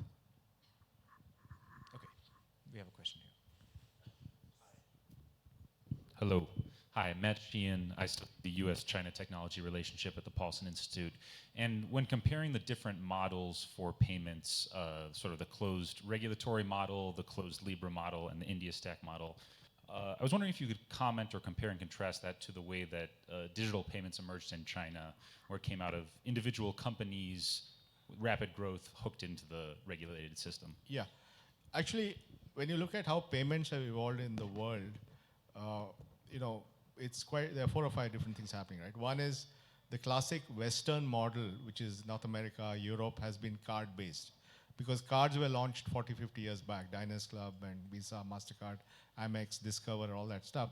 So it's still a card-based market. And even the payments that are used in e-commerce are ultimately the rails below that are payment rails are cards. So when I use Apple Pay, I still use a card below that. So that's the Western model. In Africa, which does not have enough penetration of banks, it's been led by mobile companies. So Africa is the capital of digital money, which is like M-Pesa and Airtel money and all that. So Africa is full of these mobile money-based operators. Then you have China, where you have 2 large companies dominating payments, that is Alipay and WeChat, which together have 90% of the payments market. Now both are closed-loop payment systems. So if I have to pay Alipay at a merchant, the merchant must have Alipay, and I should have a Alipay app or a WeChat app or whatever. So that is 2 gigantic closed loops, which now the Chinese government is trying to bring into the payment system. Now they can't keep the balances themselves; they have to park the balance in the bank. So now the post facto, they're trying to make it more sort of interoperable, but it's still not there. Indian system is interoperable from day one, which is what makes it unique. And it has a role for banks and it has a role for technology companies, so that both do what they're good at. Banks provide payments, robustness, counterparty risk, settlement, clearing, all that good stuff. And the big tech companies provide millions of phones and the great consumer experience. So you're combining the best of both worlds. So I think this is the model which will ultimately be the steady state model around the world. So I think the Chinese model, amazing growth, but essentially 2 private sector, it's a duopoly of 2 companies. The lady there.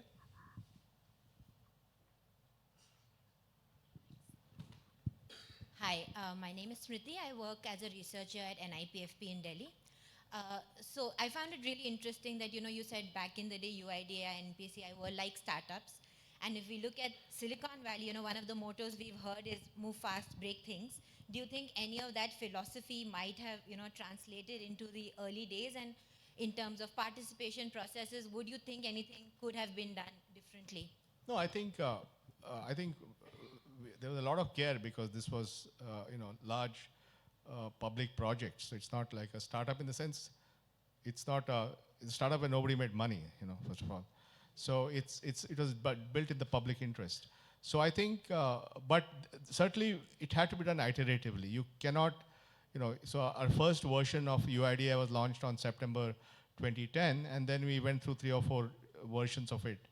And but that's the only way. The second thing is that in public projects, unless you have momentum, you can't really make it move forward. I think important thing was that all these projects gained momentum, often due to a external event. I mean, like demonetization was an external event, but that gave momentum to UPI.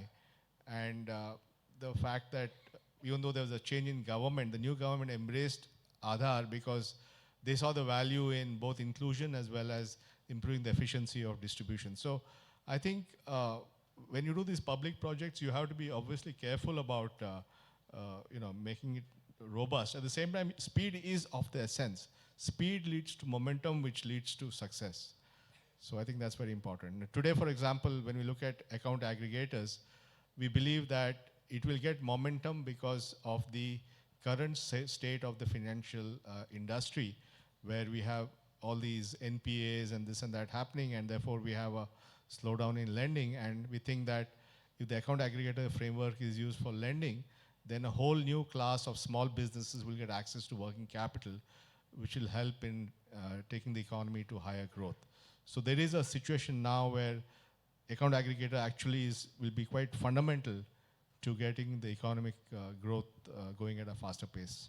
So that's primarily by sorting out some of the issues relating to the GST system in terms of no, the thing is like this, only 8% of small businesses get loans in India because there's knowledge asymmetry. If I'm a bank, I don't have the patience to go to a small guy, go through his books and so on.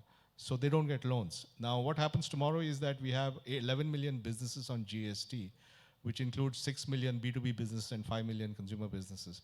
And they have all their tax returns on the GST system, including invoice details. So now if I'm a small business, I can just get my invoice details from the GST, fully signed and authenticated by the GST system, which is a government system, give it to a lender. The lender can look at my business performance and give me a loan across the table, in real time. That's a dramatic change in the way credit will happen in India. Yeah, so that will open up a lot of the bottlenecks. It will also bring back, if you can get, because you have a credit issue, so if you can get millions of small businesses to get credit in real time using data, that will give a big jumpstart to the economy. Absolutely. Nandan, there are many more questions in the room, but I think we'll give the last question to Lata. Hi, I'm Lata Reddy. I'm the co-chair of the Global Commission on Stability in Cyberspace. Nandan, my question to you was, I was curious to hear you say that one account aggregator had received approval. And so presumably that's already in operation. What's the status? No, I think I don't have a date, but within the next 3 to 4 months, this system will be live. In the sense, there'll be actually people using this to get data from some place to give it to somebody else to get some service. Yeah.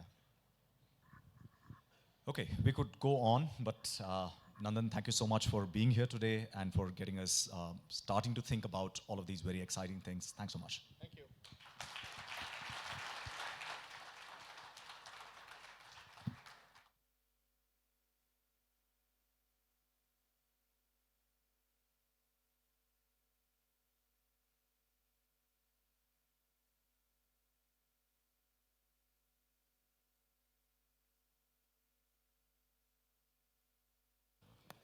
Thank you, Mr. Nilekani, for this fascinating glimpse into the digital journey of an ordinary Indian. Leading on from Mr. Nilekani's talk, we have our first panel discussion. And our panelists are Rajat Kathuria, Director and Chief Executive, Indian Council for Research on International Economic Relations; Ralph Soar, Deputy Head, International Data Flows and Protection Unit, Directorate General for Justice and Consumer, European Commission; Robert Gaverick, Minister Counselor for Economic Environment, Science and Technology Affairs, US Embassy, India; Shivnath Thukral, Public Policy Director, Facebook; Suranjani Tandon, Assistant Professor, National Institute of Public Finance and Policy; and the panel will be chaired by Rudra Chaudhary.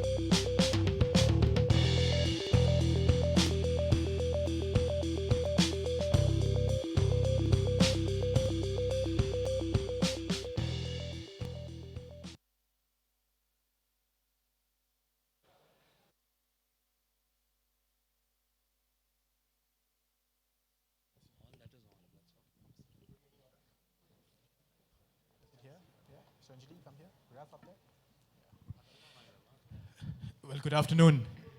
It's going to be a hard act to follow, and I'm quite sure we're clear about the fact that we're not going to be following that act. This is a whole different ball game.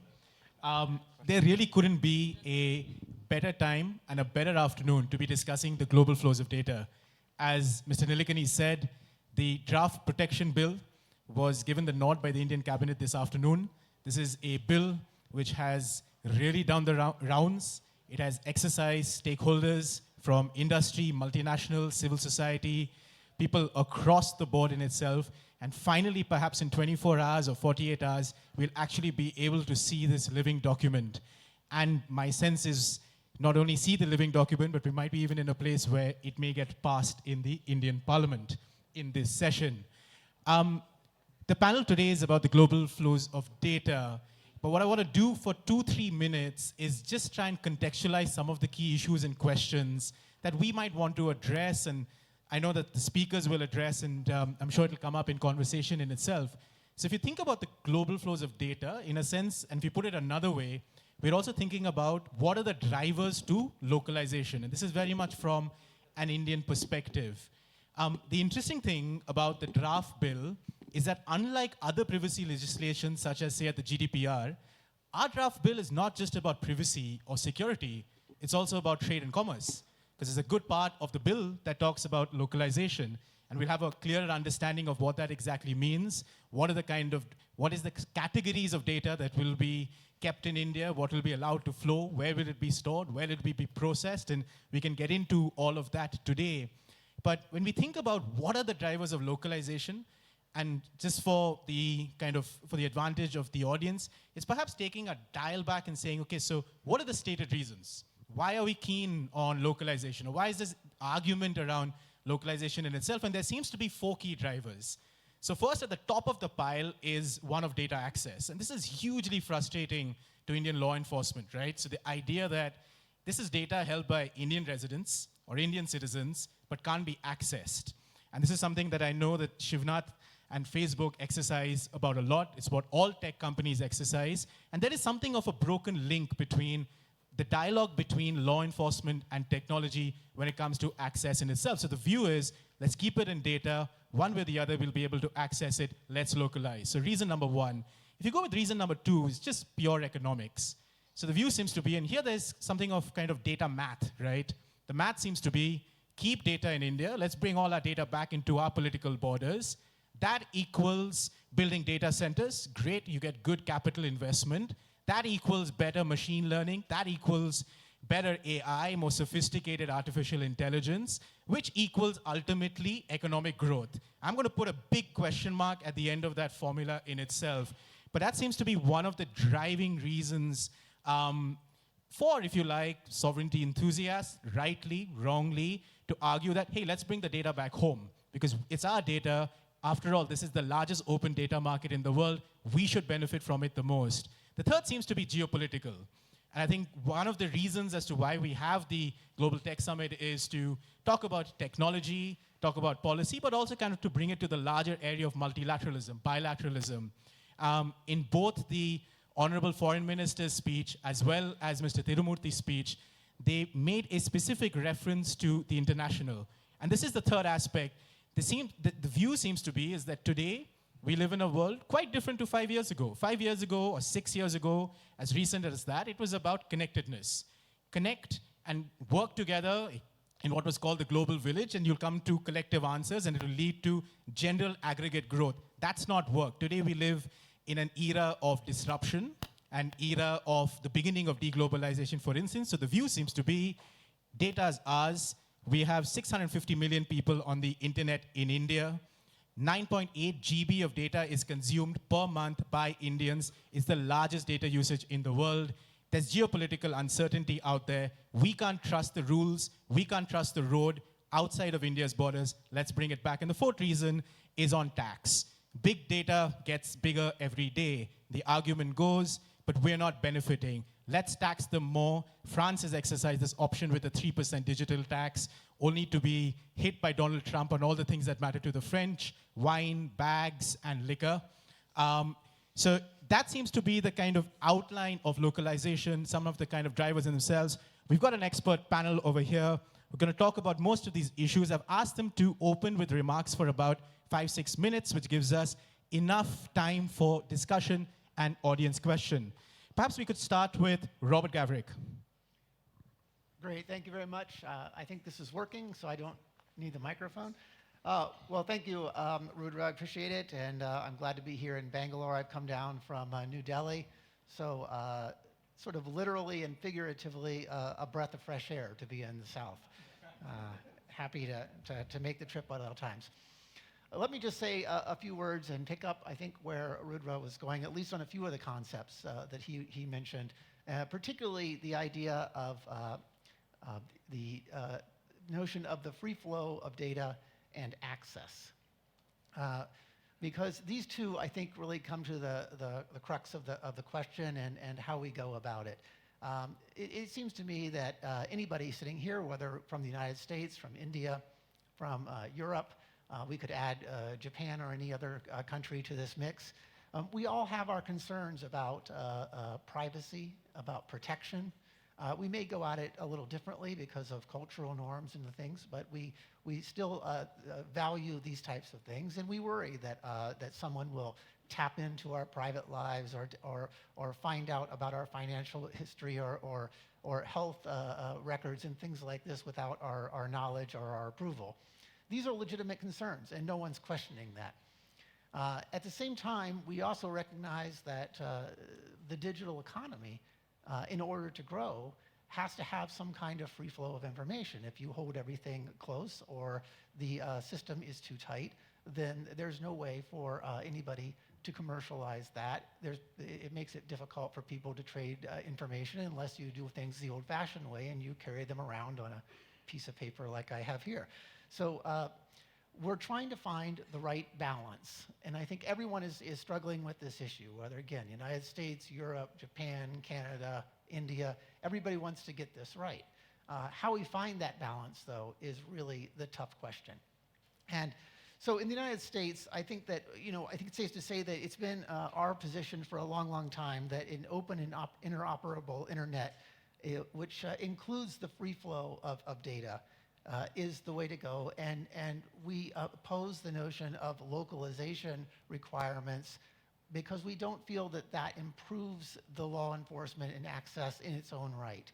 I'm not suggesting that it's going to make it worse. I'm just saying it doesn't address those types of issues.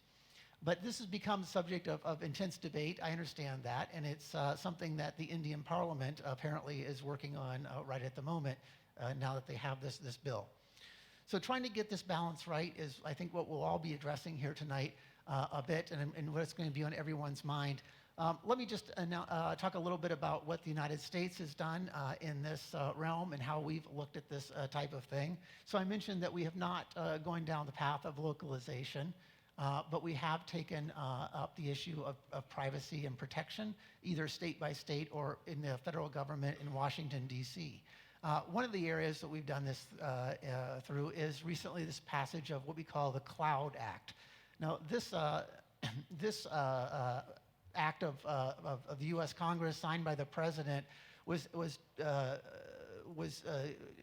it came about in order to address this question of how law enforcement officials can have adequate access to information, particularly information that is housed overseas, without infringing upon the access or without infringing upon the rights of the customers or the holders of this.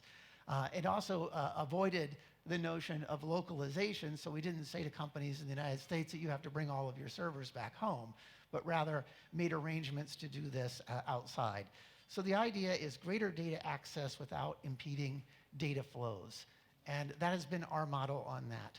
There's no data localization requirement, as I mentioned, and since the passage of this act, there has been uninterrupted flow of data across borders, that nothing has been impeded in that way.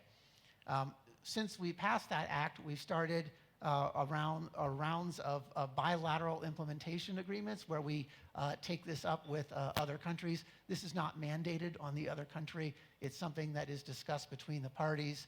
Our first executive agreement in this sense was signed with the UK just recently. It's a public document. It may or may not be a model for the rest of the world, but at least it's a starting point for us. Otherwise, we've addressed these types of things in free trade agreements like the USMCA with Mexico and Canada, which includes a digital trade chapter. We have also historically, we have what's called an MLAT. And so this Mutual Legal Assistance Treaty, I won't go into great detail. I think most people are familiar with this. But let's just say that there's been a lot of frustration with the MLAT over the years. And it's been a slow and cumbersome process. And so I understand why law enforcement agencies and others are not satisfied with that.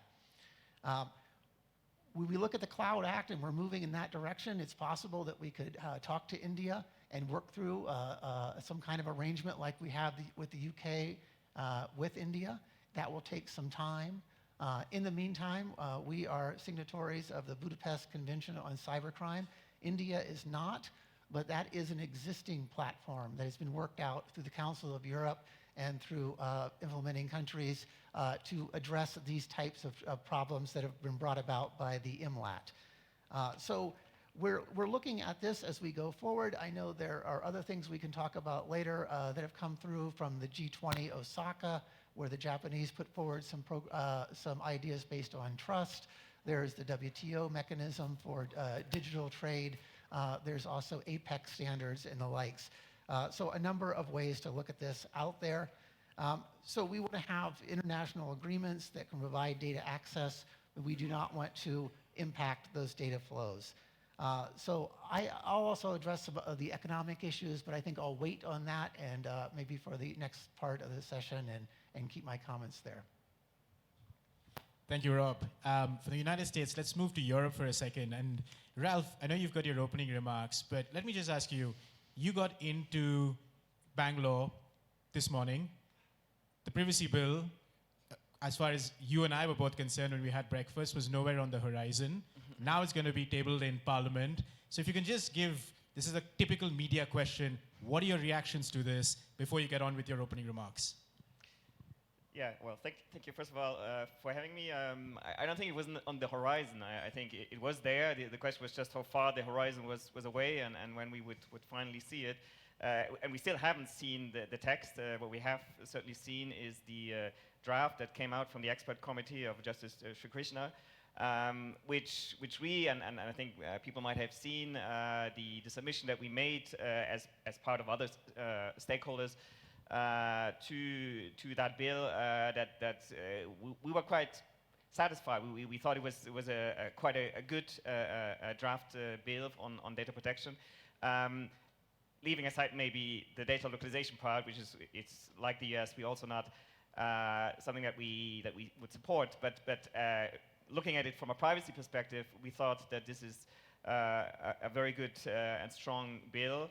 We'll have to see now, of course, what has changed. I mean, there was this consultation or stakeholder outreach that we participated in. I think there was a subsequent one that also took place. So it might have changed its contours, and that will, of course, be quite important to see. But I think if it would stay along the path that was set out, I would see that this is a good bill, and it's one also which I think by which India would join a growing club of countries around the world. We certainly see a lot of convergence towards a sort of model of a modern data protection law that is horizontal, that has certain core principles, certain individual rights that we find in many countries around the world, and also in regional arrangements that exist. Enforcement by an independent data protection authority. So many of those are elements that you find in more and more countries in Asia, as well as in Latin America, and also in Africa. There was just the law that was passed in Kenya, for example. So there's the growing consensus around that type of model, and I think that's a good thing because it will facilitate data flows in the future. Ralph, thank you very much. I'm going to move to Shivnath now for his opening remarks, but I'm going to be a little unfair. I'm going to bring in the audience for a second and just ask you 3 very simple questions. I think I know the answers, but we'll ask them anyway. How many of you are on Facebook? Wow, that's only about 50%. Okay. How many of you are on WhatsApp? That's a lot more. And could I just ask, how many of you want your personal data to be kept within India's political borders? Okay, that's not that bad, so there's not that much of a paradox, Shivnath. This gives you a bit of an easy, but 40% of the room who wants their data back. But Shivnath Tukral. Thanks, Rudy, and firstly, congratulations to you and Carnegie for carrying this tradition of having a debate on issues which are contentious and which are the need of the hour. If I may, that poll is great. Good to see those kind of numbers, but I think the debate has moved beyond that. I think the debate has moved beyond numbers, and debate has moved to what is needed to be done with that trust that people have in products. And I think that's where the whole privacy debate comes in, and I'm glad that the cabinet has approved the bill today, and we'll soon get to see a draft of it. But I think I'm going to start by taking a leaf from what Nandan said. And I think Nandan has been a mentor to a lot of us. In my journalistic days, and even today when I was listening to him, although he loved pulling the Libra leg, but that was great. He said, the future of the internet will belong where we can combine best of both the worlds, where you will take big tech and fintech to drive inclusive solutions. And I think there lies the story of what we can do with data. Data, the way it is beginning to solve problems for people across the world, I think will compel us to take this argument beyond concepts such as localization or within the borders, sovereign aspect of data. As long as global collaboration of centering around data can solve for the world, I think that's going to be the future. I think Kiran also touched upon that in terms of the kind of humongous benefits of research based on exchange of data, exchange of knowledge, is what the essence of that argument is. Now to your question, data access, data flows, and data localization are 3 different issues altogether. Data access, absolutely, no question about it. With due respect to our US colleague, MLAT is broken. There's no doubt about it. So we need to find a solution, and as he rightly proposed, there are options. I think it's a great opportunity for India to take the lead to prove that if we cannot wait for multilateral frameworks, there is a possibility of bilateral frameworks to figure this solution out. And I think the ask of law enforcement agencies is absolutely valid. If data of Indians, even if it is stored abroad, the crime is committed here, I need access, I need to figure out how to solve it, please figure out a way. And I think Cloud Act or a bilateral agreement could be a way forward. We saw the ICT dialogue happen this year, Indo-US cyber dialogue happen. I think that we have good signals that this bilateral treaty could be worked out as soon as possible. We would be extremely supportive of that, if not the Cloud Act. That's one part of it, data access. But having said that, under the existing laws, we already cooperate with law enforcement agencies. The process is tedious, I understand, but we have trained teams, we have tools, and we have training programs for LEs across the country that we do that. As far as data flow is concerned, when Nandan said big tech and fintech, and he talked about WhatsApp on the UPI infrastructure, that is an example of what, if you allow free flow of data, can lead to co-creation of products needed for different populations. If, hypothetically, speaking, if UPI were to go global, could we not think of using the WhatsApp platform to solve for the world's payment problems? If, I don't know, hypothetically. Similarly, there are valid requirements of, as per the definition, if what we see in the bill would be around critical sensitive data, we'll figure out what the government decides, and there could be issues around health records or nuclear power, whatever those sectors could be. So I think data flows as a fundamental principle is the essence of free flow of data, is the essence of the internet as we know it. And if it has to go the way Nandan is talking about and India has proved to be, I think free flow is absolutely essential. Localization. To me, this is a very conflicting argument, both personally, having seen and covered 91, post-91 deregulation. If you look at history, India fundamentally has adopted deregulation as a principle of economic rulemaking. This city has benefited due to deregulation. India has benefited due to deregulation. Having proven data, why do we want to contradict that trend line which has shown us prosperity? So to me, data localization, and to a lot of evolved thinkers, is protectionism as far as we are concerned. And having said that, valid requests around access, around what is critical data, absolutely valid. But to say a sweeping data localization argument to store data within the borders looks inconsistent with the way India has benefited from deregulation.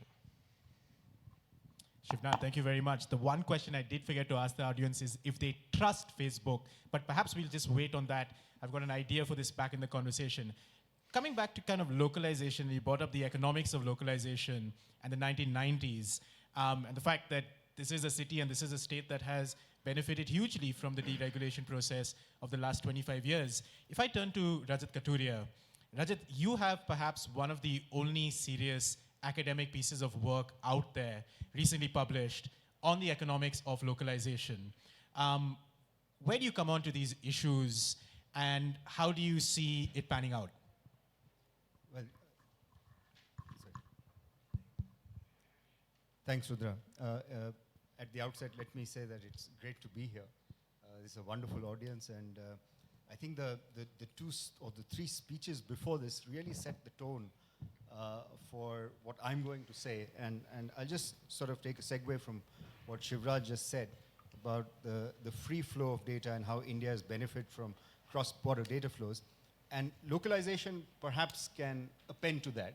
But let me first talk about cross-border data flows and how we've quantified, as you said, how we've quantified the benefits to India. Of course, you could have a lot of criticisms the way we've approached the quantification of the benefits of cross-flow of data to India. But just the context that was set by the previous speakers, it was, what does data do for an economy? How is data benefiting the economy conceptually? And you know that India has been riddled with all sorts of failures, market failures, efficiency failures, allocative problems, etc. And suddenly you had data, and markets have become that much more efficient. Market efficiency has increased because businesses have taken off, and this is because data has been available. AI, the feedstock for AI is really data. So the market sort of benefits from the availability of data, and markets begin to work more efficiently. That's a given. Of course, there are problems about privacy, etc., which I'll talk about a little later. But given this as a background, we thought that everybody's talking about data as the new oil, and a lot of people disagree with that. Well, the external minister today in his speech said data is an influencer. Influencer. So what does it influence? I think it influences markets, and markets, as you said, influences innovation. Innovations influence GDP. So if you take that sort of sequence of argument, we decided that we were going to look at how do data flows impact India's trade flows and therefore India's GDP. And I'm not going to go into the details of the model that we did, but it was essentially what economists call an augmented gravity model, which trade flows on the left-hand side and their explanatory variables on the right-hand side. And one of the explanatory variables on the right-hand side, in the absence of having a sort of quantifiable estimate of what data flows are and how they impact trade, we said, okay, let's use internet bandwidth and the explosion of internet bandwidth as a proxy for flows of data across countries. And this is not something new. This has been done earlier by earlier researchers. So we sort of adapted that, and we looked at internet bandwidth as a proxy for trade flows, for data flows, and data flows impacting trade flows. And we sort of estimated this model in a panel over, we had a 4-year data period, 37 countries. An essential result that we've got is as follows.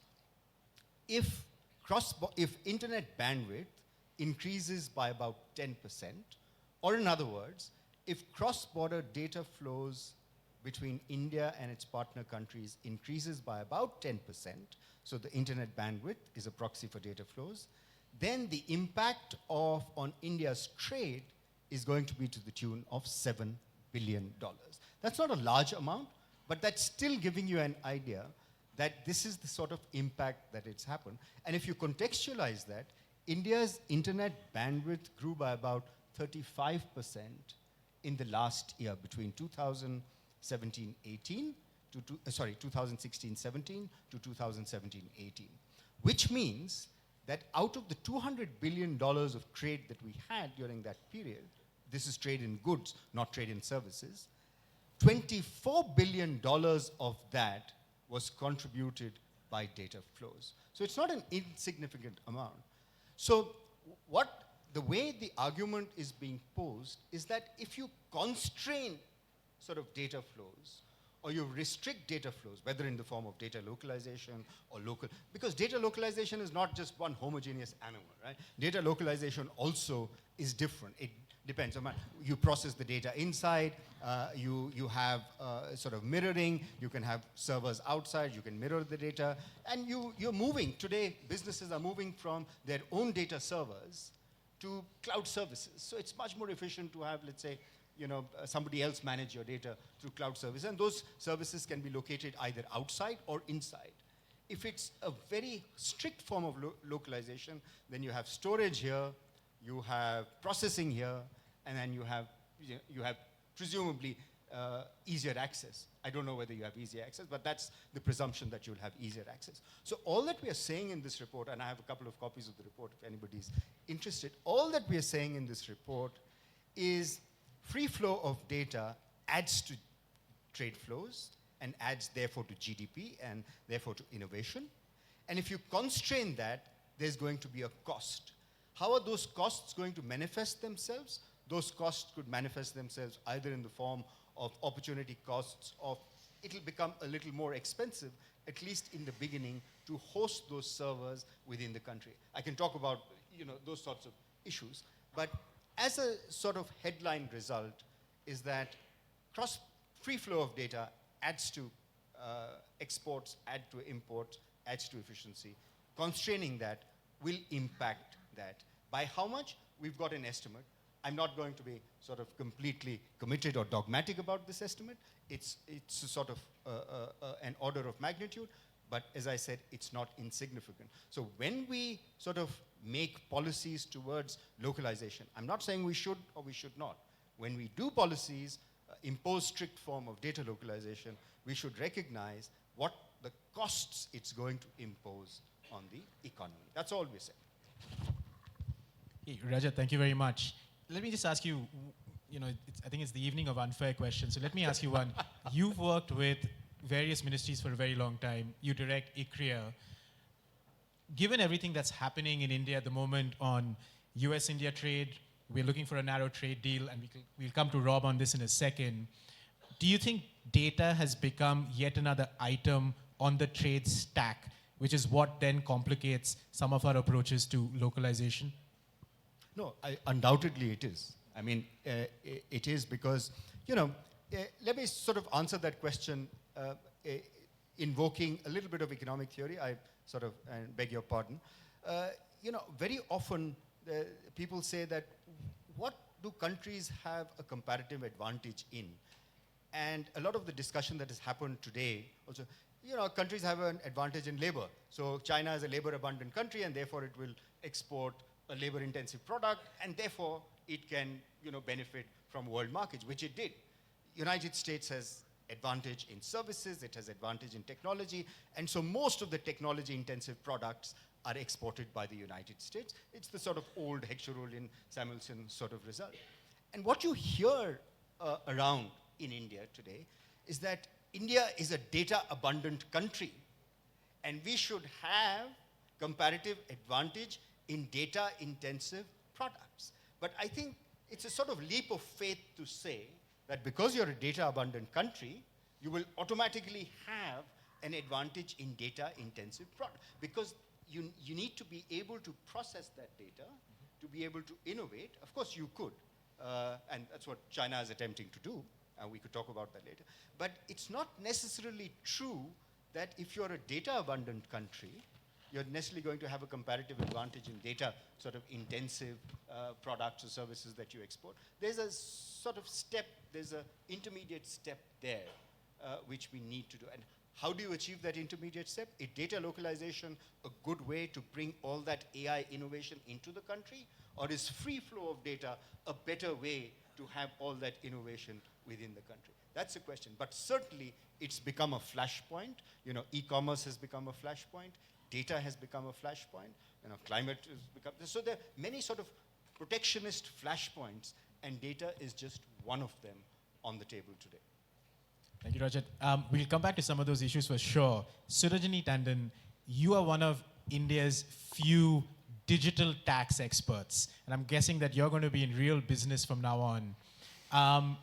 It's quite interesting, in the campaign for the elections in the UK kicked off, the only issue that Boris Johnson and Corbyn agreed on was greater digital taxation of big tech, following the French model. If you could perhaps comment on some of these issues from an Indian perspective and your other opening remarks. Thanks, Rudro. You allowed me to be the distraction on the panel because usually people don't talk about taxes. The conversation flows towards data. Oh, I think Shivnath and Rob are going to be talking about taxes a lot. So just going back to the rhetoric that, data is oil, clarifying that, it is an inexact comparison because it's oil in the sense that it favors certain countries, like market jurisdictions like India, that have a large user base, but it's reusable. So I guess that highlights the geopolitics of the matter because in my work, I have looked at the distribution of users and revenues from large digital platforms across the world, and I see that there's a great asymmetry. For example, in India, we have only about 1% of global revenues from digital advertising or digital platforms, but we have about 12% of global user base. On the other hand, for the United States, it's a flip, it's a mirror image. And for China, it's absolutely aligned. Now, of course, we could speculate on what are the localization norms.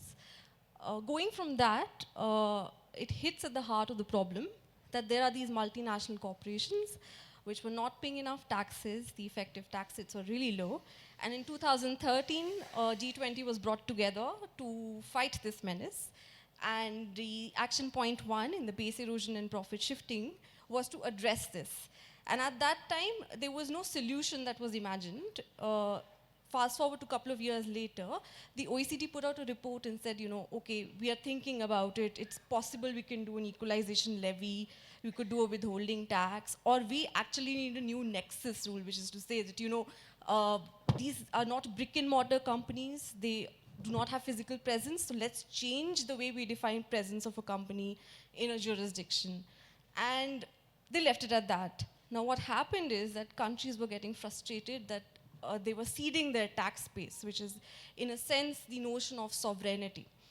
And they wanted to step in and move forward.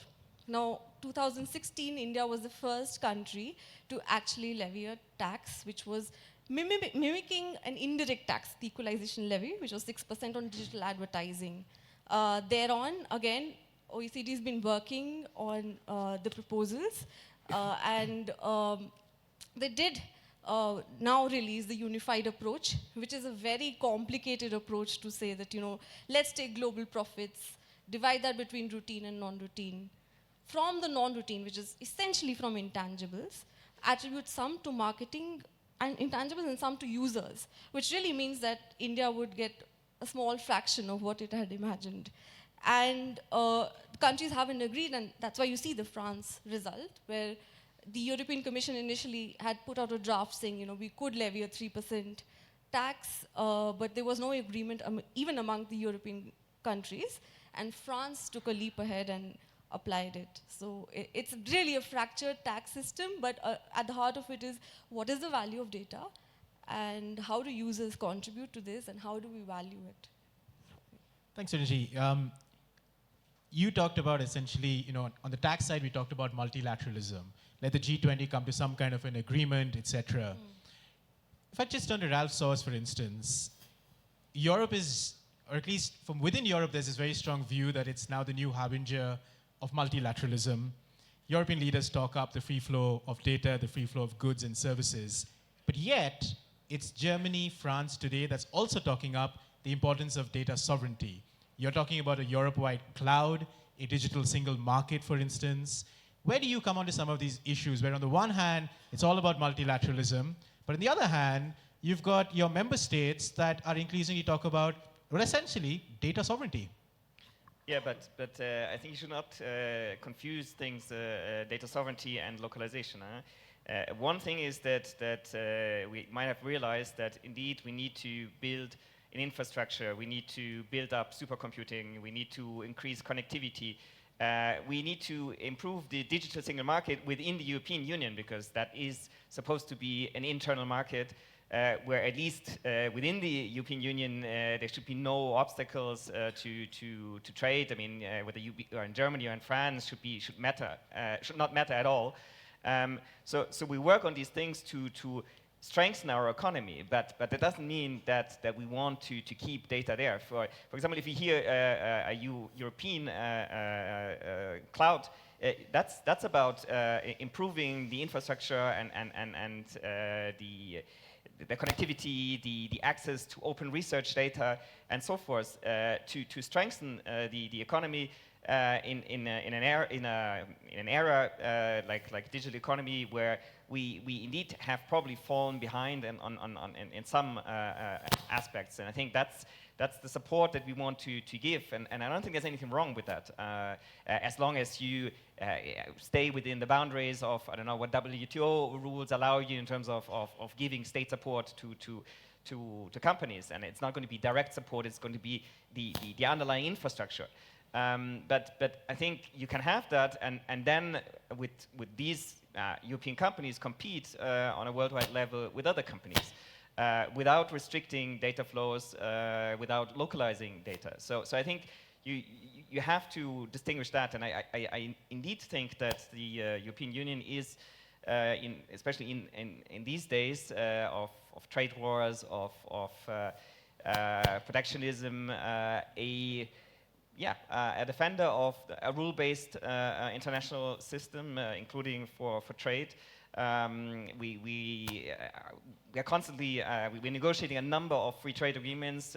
We have negotiated, for example, recently a trade agreement with Japan, and we're doing this. We have done it with the Mercosur. We'll see where it goes. It needs to be ratified. But so we're doing this on a worldwide basis, and I think that's indeed our strong belief that that's the best way to improve the economy globally, including, of course, Europe. Of course, we have our own interest in sight, but not in the sense that we believe we now want to keep everything at home.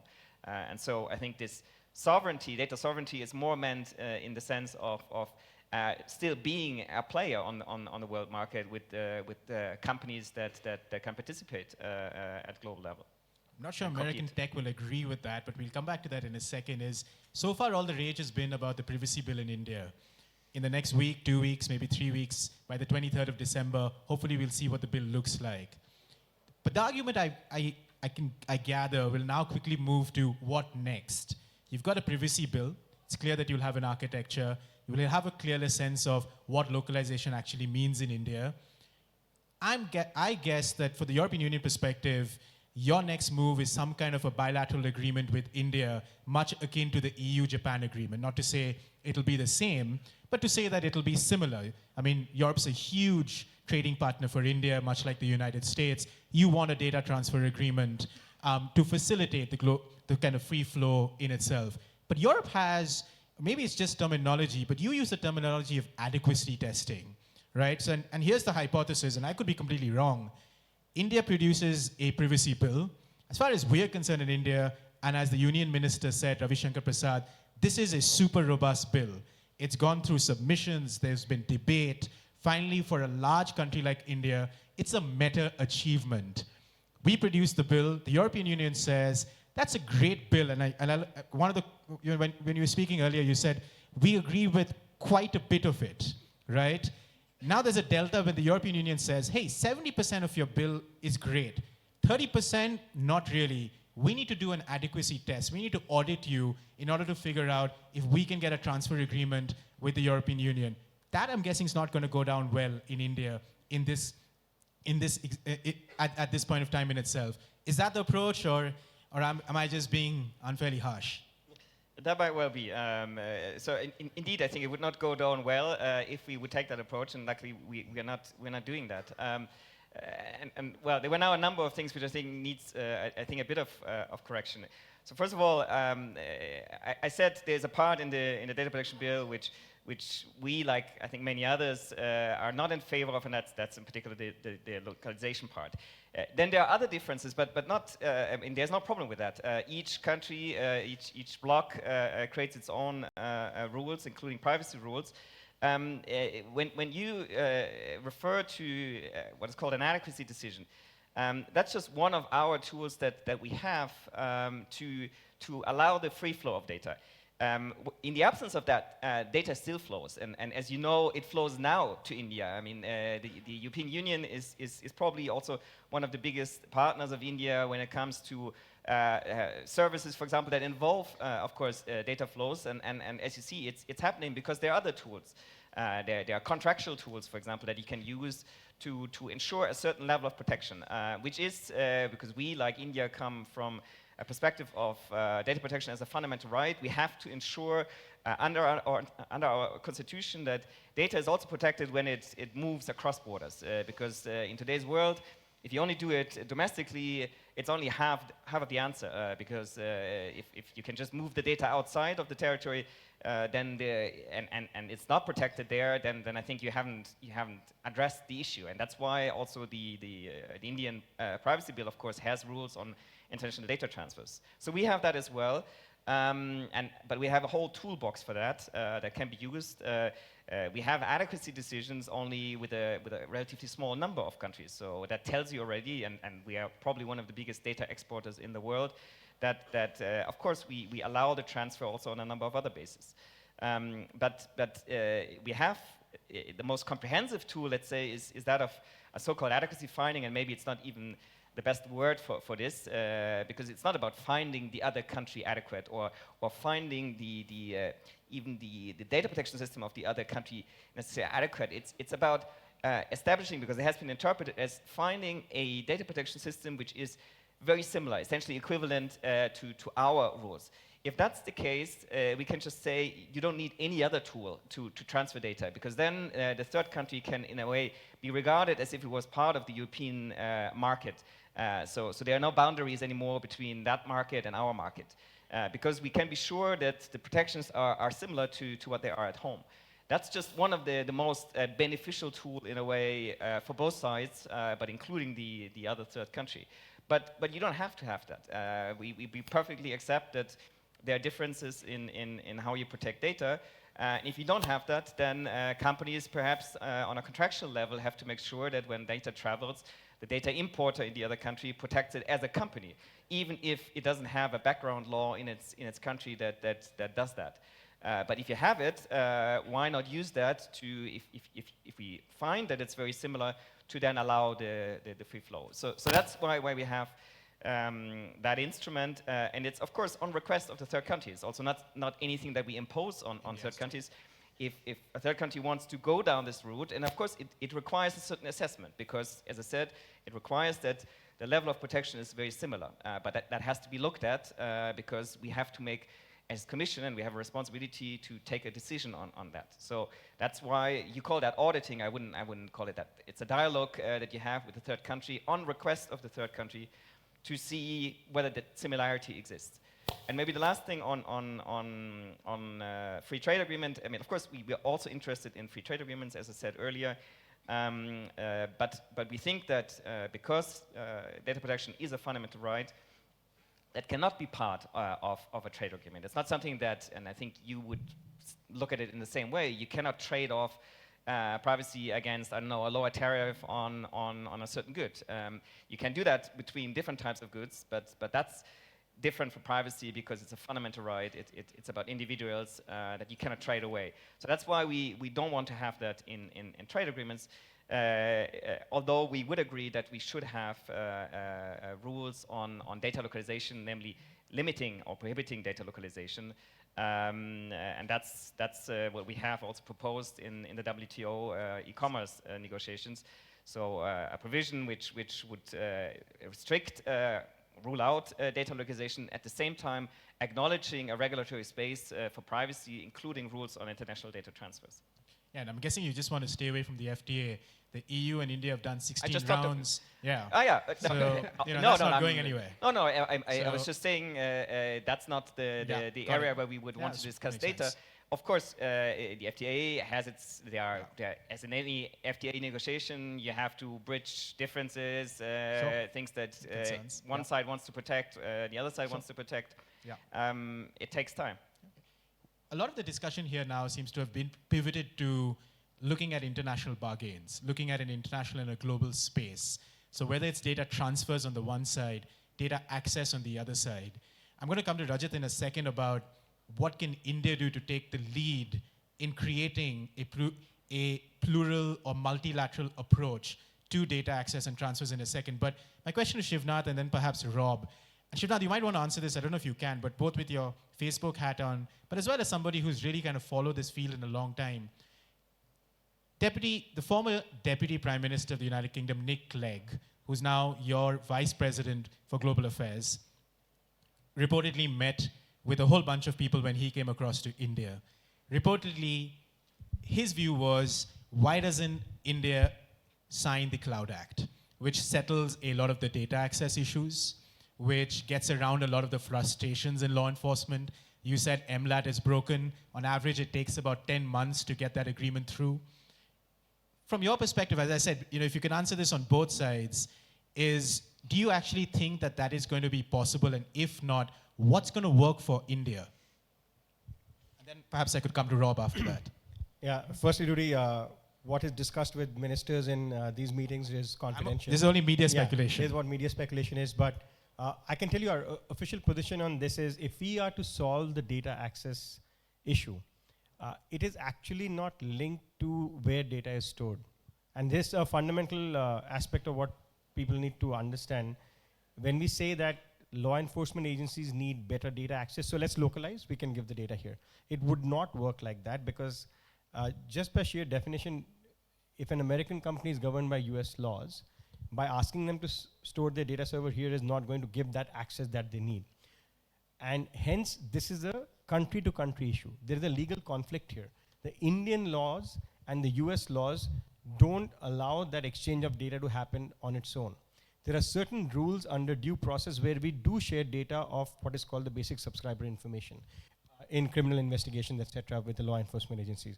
But the kind of data access that is required to look at issues around national security or intelligence, that you cannot demand of a company which is governed by US laws. So if you were to solve that legal conflict, which does exist today, country-to-country negotiations have to happen. And I was talking to Rob earlier, eventually India and US have to sit down and to say, like you were asking him about the country-to-country trade treaty, we have to figure out what is that treaty going to be like. Now, Cloud Act, by the sheer nature of it, is complicated. As Rob said, India is not a signatory to the Budapest Convention. That is the essential part of that.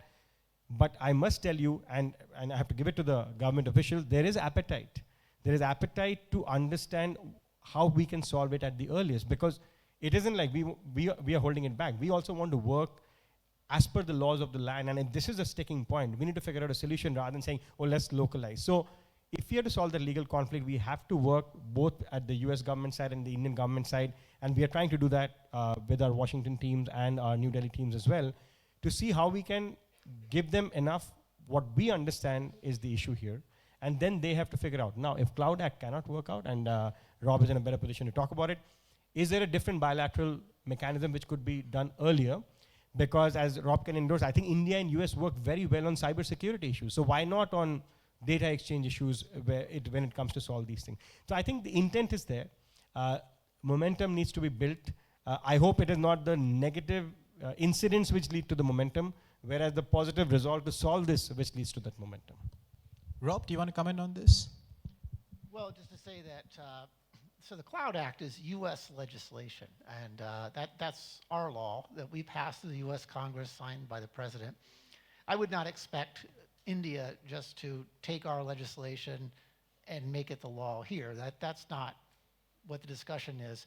Rather, it's a little bit like what we were talking about with the EU process, that given the US law on this and our own mechanisms, and the notion that there are complications in exchanging this kind or making this kind of information available for law enforcement officials across borders, that there is a possibility that India and the United States could sit down and negotiate a bilateral understanding, an agreement under the auspices of the Cloud Act that would facilitate this sort of thing, that would complement or improve the MLAT process so we don't have to rely on that system. It does work in harmony with the Budapest Convention on Cybercrime. India is not a part of that. So we'd have some hurdles to get through. We have an initial agreement like this with the United Kingdom, but then again, our institutions, our laws, and our approaches perhaps were on more of a parallel basis in that realm. So that was an easier place perhaps to start. I think we will look at this as we go forward. The question is, what do we do in the meantime? And that's going to be a little bit problematic. But I do want to echo one thing that Shubhnath said about the localization aspect of it, that it's also my impression that if everything is localized here and companies are forced to comply with this, US companies, for example, just because the server is in Bangalore or Pune or Chennai or someplace like that, it doesn't mean that under US law that a US domiciled company can just automatically turn over everything in the server to a government. There's still a process that's involved in that. It has international aspects and the likes. Some of this, depending on which US company you're talking about, could fall under California state law or US federal law and things like this. So it's not a solution in that sense. And then, something else to pick up on is, the career part of it, the notion that as you put these kinds of regulations on business, whether it's localization or digital taxation, other types of things, you're going counter to the model that allowed cities like Bangalore to grow. This city, we're talking about deregulation as being the basis for this city's growth, but in a lot of ways, it's the free flow of information that really allowed the Bangalore story to develop. If 30 years ago or 40 years ago, somebody in the United States had said, well, we want to keep all of our data at home. We don't want this. We don't trust these international players. We're not going to send anything anywhere. This city never would. There wouldn't be all these companies here, and hundreds of thousands of people wouldn't have had jobs. Okay, that's a powerful message, and I'm guessing you're going to get some audience questions on that. Before I take it to the audience, one question for Rajat Katuria. We're now talking about G2G. This has gone from data and tech and econ to governments have to find a new space to arbitrate data, figure out data, work together. Earlier today in the special message, Dr. Jayashankar talked about India being a leading power. Isn't this one example where we can be a leading power? The data's with us. Japan has capital, the United States has capital, we have scale. That's leverage. I get your arguments about data's not enough, you need to do more with data, you need to harness data, etc. Fact is, we've got skin in the game and big skin in itself.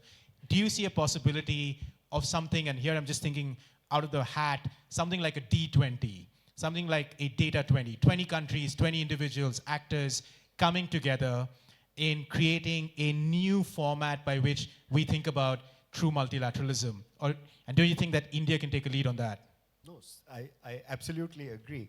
But and I think India can take a lead on that. And I think Nandan did mention how, and the External Affairs Minister also did mention that we're giving lines of credit to Africa and help Africa become a digital nation and exporting some of the products and stacks that we've built here that will be very relevant for developing emerging countries. And there's some sort of reverse innovation that is happening, and absolutely that innovation can happen here, but that innovation can happen here in an open system as well, rather than having a closed system. So that model, that industrial policy model of, let's say, China, let's say, that we'll keep everything closed and we'll develop a Google, which they've been successfully able to do. They've been able to do that. And we ask ourselves, and our Prime Minister has asked this question, and a lot of our ministers have asked this question, why can't we build those companies in India? Why can't we do that? And what is the route to do that? Now, the question that I'm asking, and I guess a lot of people are asking, is data localization a route to achieve that objective, or do you have alternative instruments to achieve that? Now, the thing is that about data localization and access, I think that a lot of discussion has happened. Let's sort of go a little further and talk about the PDP bill. The PDP bill has happened.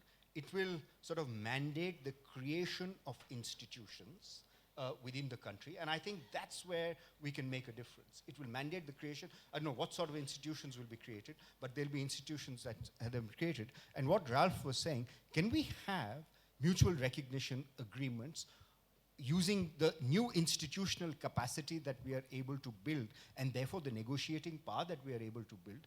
Can we develop mutual recognition arrangements with countries, like-minded countries, so that we respect privacy, but at the same time, we don't harm innovation?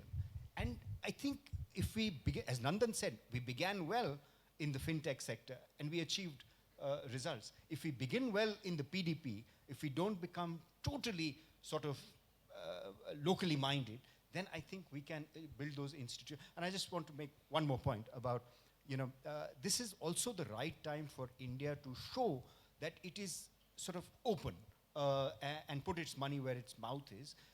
For example, Suranjini talked about data tax, and one of the reasons why we are not in the e-commerce negotiations is because one of the proposals is that there would be a moratorium on all digital transactions. Now, India doesn't like the word moratorium. I mean, you don't want moratorium for all times to come, a permanent moratorium on digital taxation. You want to reserve some policy space. And I think India should join those negotiations and make its position clear that it's smarted under the ITA, and smarting under the ITA 1, because all kinds of things came in under the ITA which India did not intend. When there's a moratorium on digital taxation, we don't know what will happen, what sort of goods will come. Right now it's books, music, it could be 3D printing, it could be artificial intelligence products that are delivered, and we want to reserve the right to be able to tax those products. So you give up, you agree to a moratorium, then you're giving up for all times to come. So I think this position we should make clear while being a part of the negotiation, rather than saying withdraw. Now I understand that the PDP bill now has been passed. We know what our policy space is. Now we can join. And Rudy, to your point, Yeah, I mean, you talked about Japan and US. Both the US technology and Japanese capital didn't grow big by sitting in their own country. So that's a simple point. No, that's heard loud and clear. We're open for audience questions. We've got quite a bit of time. If I could just ask you to keep it short. Perhaps we could start over here with Francois Gaudemont.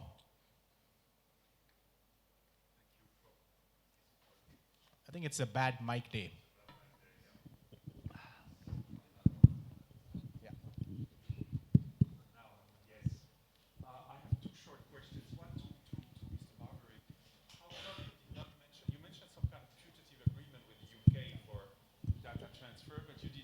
The Privacy Shield with the EU, which was passed before GDPR and could actually serve as a model, even though in Europe some people think it's not 100% of the standards. I'd like to have your thoughts on that and how much it could function in other areas.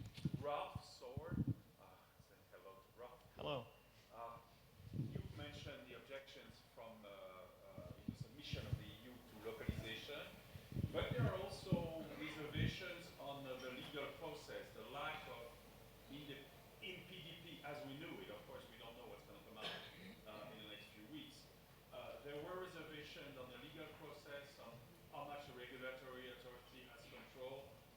essence, the PDP was a bit nicer to the big state than perhaps Europeans would have liked it to be from their perspective. So I'd like you to comment on that. Is that going to be a problem if we have any kind of adequacy talks? Thank you. I think we'll go straight to Ralph. Big nicer to the big state. Your views? So we said something about, I mean, one thing is that the draft that was prepared by the Exit Committee left still a number of things open, and they left it to future regulation, which of course means that you don't know exactly what you get, and it creates also a bit of legal uncertainty. And if this is on important points, of course, I think it would be better for the market, for companies here and elsewhere, if you would knew already. So that's one thing that we mentioned. We also said something about, I think, the regulatory authority, that it should that in our view it's best if the independence is ensured, especially of course if it's an authority which where the privacy rules also apply to the government. I think then it's good that to remove that body from the government and not have part of it or being influenced by instructions potentially. I think that creates more confidence in the role of that authority, and also that authority as a kind of conduit, I mean, something that can mediate between the individual and the business side. I think also for that independence is important. And then I think one thing that the bill, at least that bill at the time, did not address is indeed government access to data, certainly for law enforcement and national security. Other than just saying, well, it has to be in law, and I think it would be good to frame that, because that's of course also important in sort of trying to ensure the protection of data along the, the processing chain and beyond. Part of that is also to ensure, of course, that when the public authorities access the data, that's also limited and framed, proportionate, based on important public interest reasons. So we were just suggesting that that's also something which probably would be good to address, and I think also the Supreme Court itself has mandated that in India. So those were points indeed that we raised as suggestions or our observations. This is not our law; it's the sovereign decision of India to make these choices. But we went through the same experience very recently. We had actually a long process from 2012 to 2017 for our data protection law, and a lot of discussion around it, a lot of lobbying around it, a lot of fights around it. So we were sharing our experiences on that, and I think India can actually improve on many things, learning from the experience that many other countries around the world have made. Rob, just a question on the privacy shield, and I'll come to Francois' question in a second, but we're not in the greatest place when it comes to US-India relations today. If we take politics, if we take economics, and if we take defense, defense is perhaps a silver lining. The political part seems to be on a bit of shaky water, and I can only guess it's going to get a little bit more complicated as the American domestic campaign really gets a little bit of wind behind it by January, February. The trade deal, as we understand it, between India, even if you can call it a trade deal, a trade pact, if you like, between India and the US, it's pretty narrow. It's pistachios, it's almonds, maybe a little bit of dairy, maybe a little bit of pharma, but that's pretty far-fetched. Throw the privacy shield into this, throw data into this, you've got a complicated set of negotiations.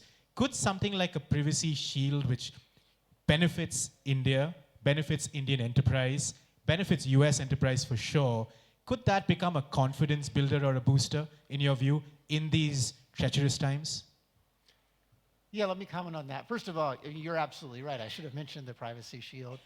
So the U.S. and the European Union have made this agreement, and I believe that goes back to the time before the Cloud Act and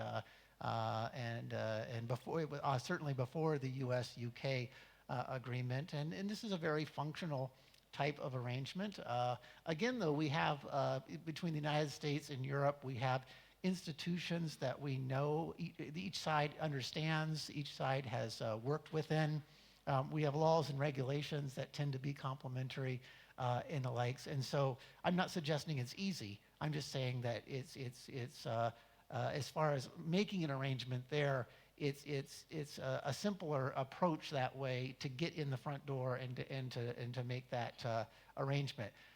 We certainly could do this type of thing with India, whether it's a privacy shield or it's something through the Budapest Convention or it's the Cloud Act and so forth.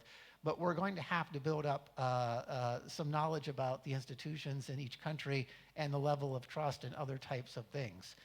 One thing that's important about the trade arrangement is, as you say, it's a narrow package that we're working on. Something like that can certainly be a confidence booster if we could make some arrangements on this, and then we can build on that, whether it's in the e-commerce or other types of digital space, or if it goes beyond medical devices and agricultural goods and things like this. So that makes a lot of sense.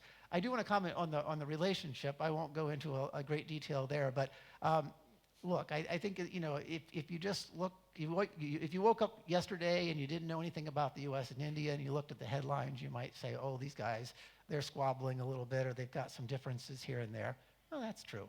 But if you follow this relationship for a long period of time, 10, 20, 30 years, it's remarkable where we are today as the United States and India in terms of a bilateral relationship and the work that we do together. Things that were unthinkable back in the 1970s, the 1980s, or even the 1990s. So we've come a long way on that front. I would say maybe the ground's a little bit shaky here and there, but it's a pretty firm base. Absolutely. Could you just add something? I mean, just on the because to make that clear, I mean, the privacy shield is an instrument for data transfers for commercial purposes. We are also with the U.S. Negotiating an agreement on cross-border access to electronic evidence. From the U.S. side, that's under the Cloud Act. We have our own sort of mandate for negotiation, but we're trying. I mean, as in any negotiation, we will try to find common ground, and I'm pretty confident that that's possible. So we also want to address the law enforcement side, cross-border access by law enforcement authorities across the border, and we have something else with the United States, which is called the Umbrella Agreement, and that's a data protection arrangement, and it's called Umbrella because it comes on top of any other arrangement that our member states have with the United States or that we have at EU level with the United States. And it adds, even sort of looking backwards, adds data protection safeguards for these arrangements. And that will also complement the agreement that we want to conclude on electronic evidence. And the last thing, we also support, like the US, the negotiations on the Cybercrime Convention, and I would take the same view. And that echoes also a bit what was said on the trade side. I think it's much better to be part of that and shape it than to stay out of it. And the Cybercrime Convention is an instrument, a convention that has 65 state parties, and it will now significantly strengthen the instruments that are available for cross-border access to electronic evidence, including also the necessary safeguards for that in terms of due process, in terms of data protection. So that's also important. It will be a whole package, and I think something which will greatly facilitate this important public interest function of ensuring law enforcement. It's important to note. I'm just going to bring in the audience a little bit. I'm going to just hold your thoughts for a second, Rob, if you don't mind, because we've got a few questions. The gentleman over there on the left-hand side. Hi, good evening. I'm Venkatesh. I have two questions. Could you keep them short? Thanks. Yeah, I have two questions, one for Mr. Garvarik and one for Shivnath Tukral.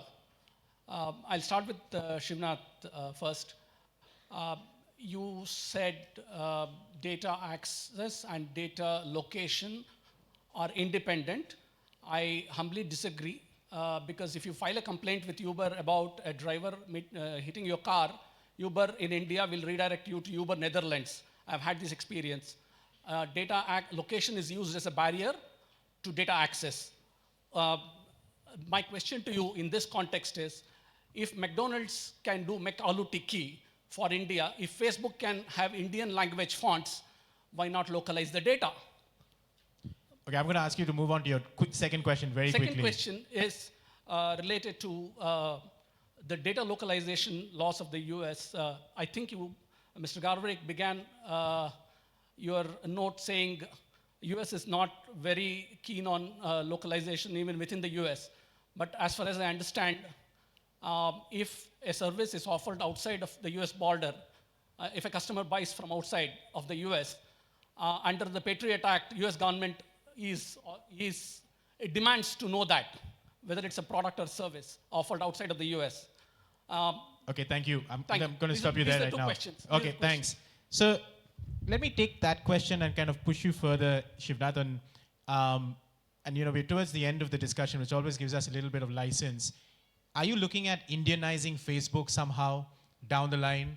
I mean, if 5 years from now, what's Facebook going to look like in India? 5 years is a long time in the tech world, I'm told. 6 months. I think the best example of what using global platforms to build local products is vindicated by the WhatsApp UPI integration. I think UPI is a best example of what Indian public infrastructure is, and WhatsApp built over it. If I remember correctly, WhatsApp would have gone for a PPI, this is much before my time, and then we figured out that UPI was a much better option. So I think in terms of localizing the product, that's the best example we can give you. And I think we need more of that. We need to build products for India, there is no doubt about it. And we need to start that process by collaborating much more closely, and we are doing some work around that as well. Just to go back to what else do we need to do, languages is one big space. There are many solutions that you can find.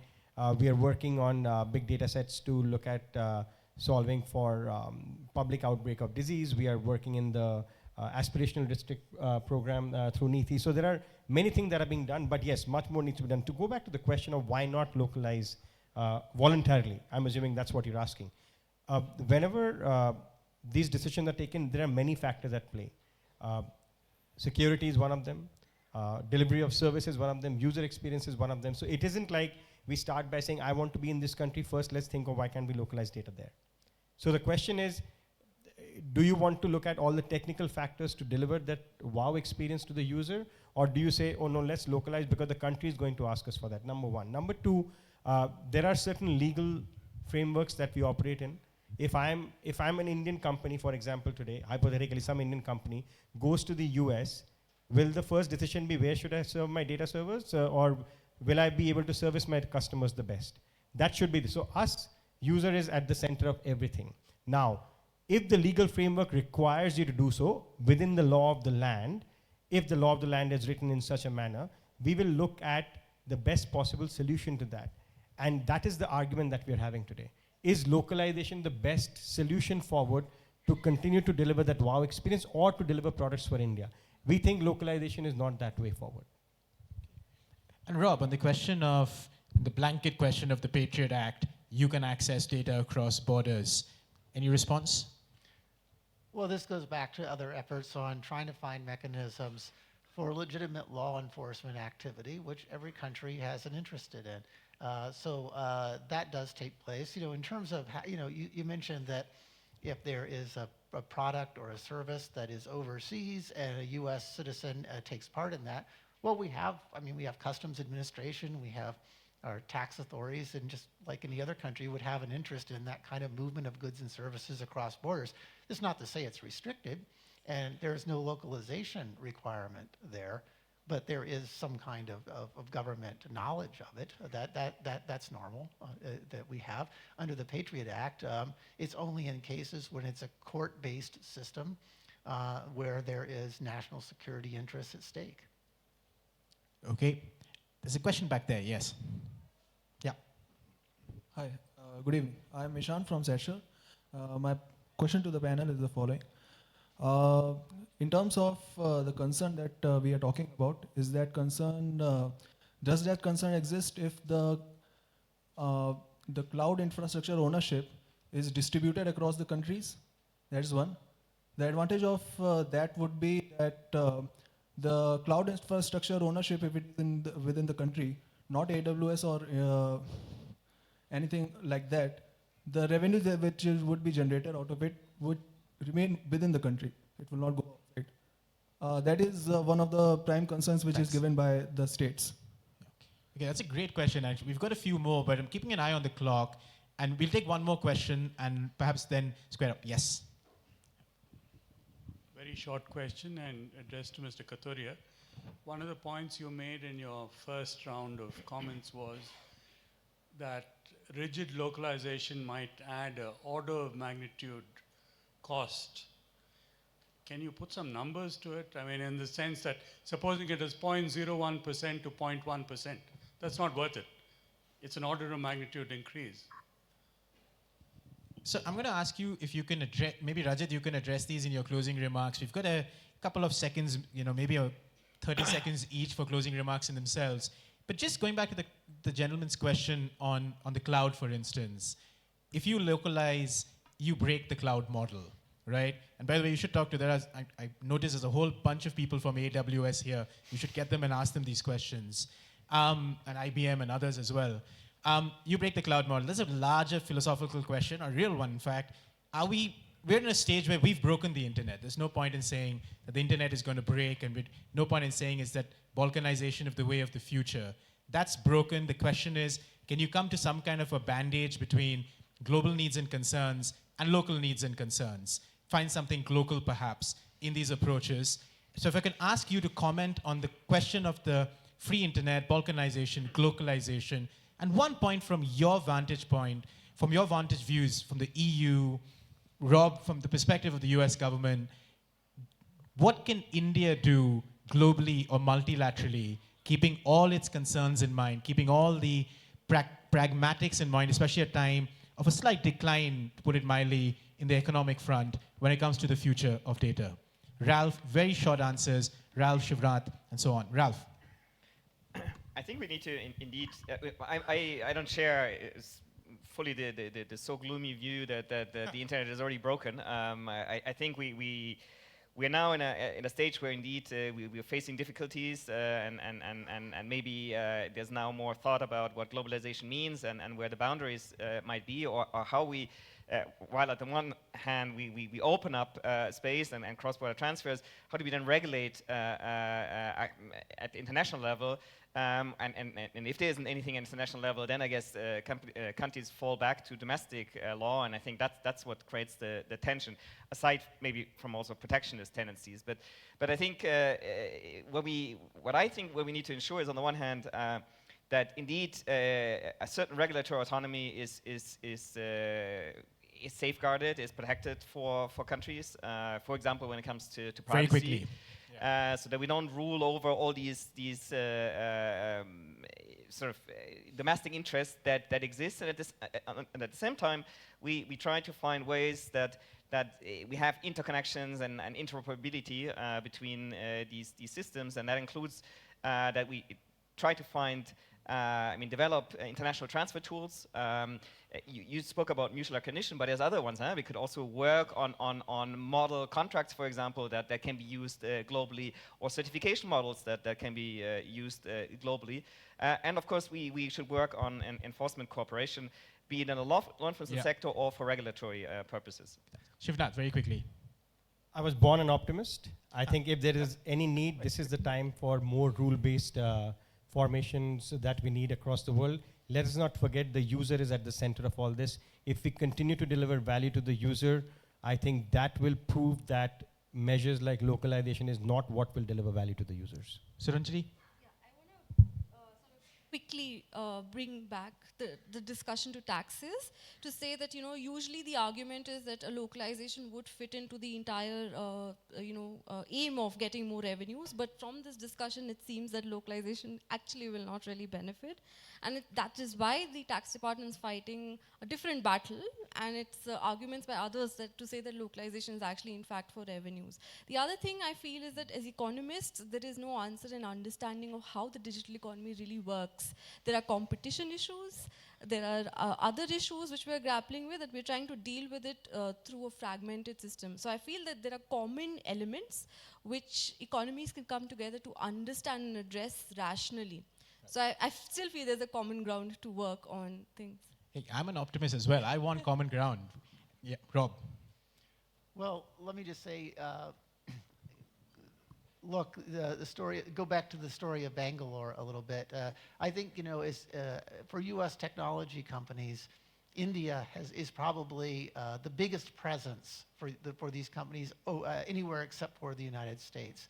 And here in Bangalore, they're present all over. That's because in India, the regulatory environment, the investment climate for this type of work has been conducive to the technology sector's development.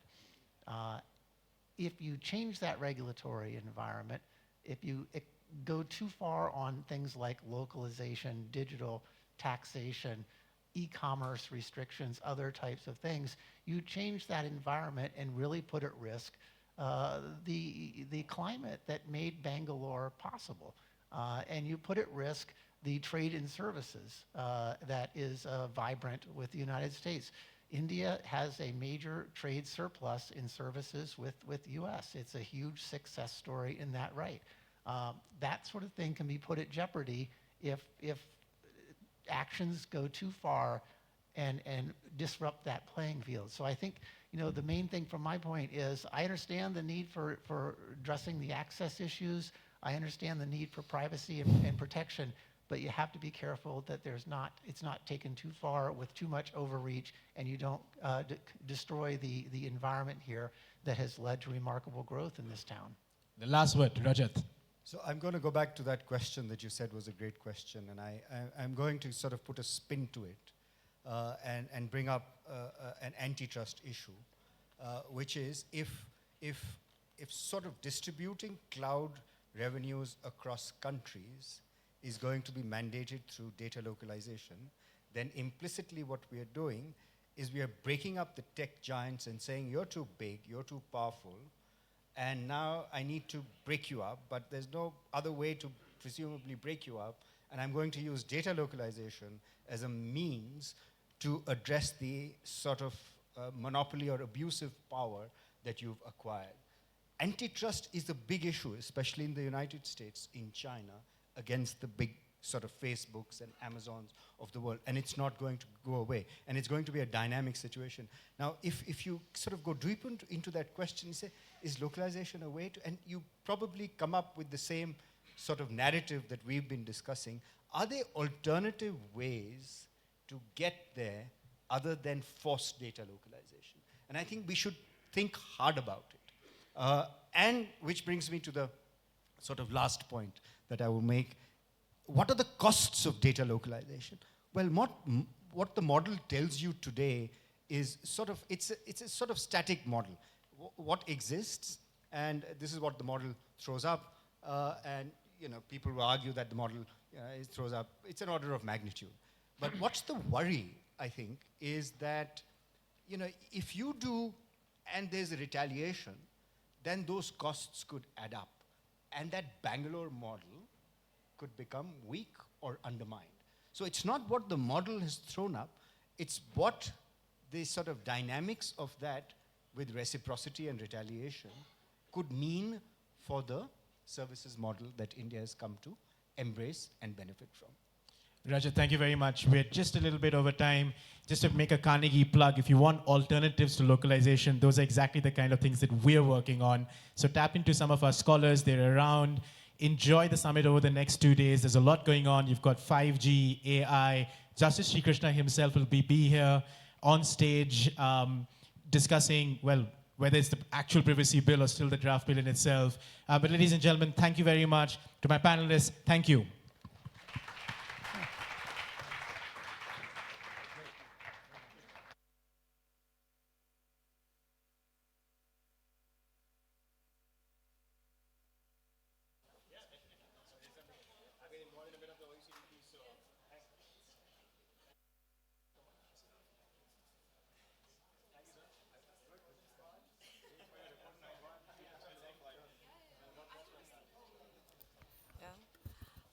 Thank you to all the panelists for demystifying, untangling, also retangling some of the knotty issues around data access, localization, privacy, etc.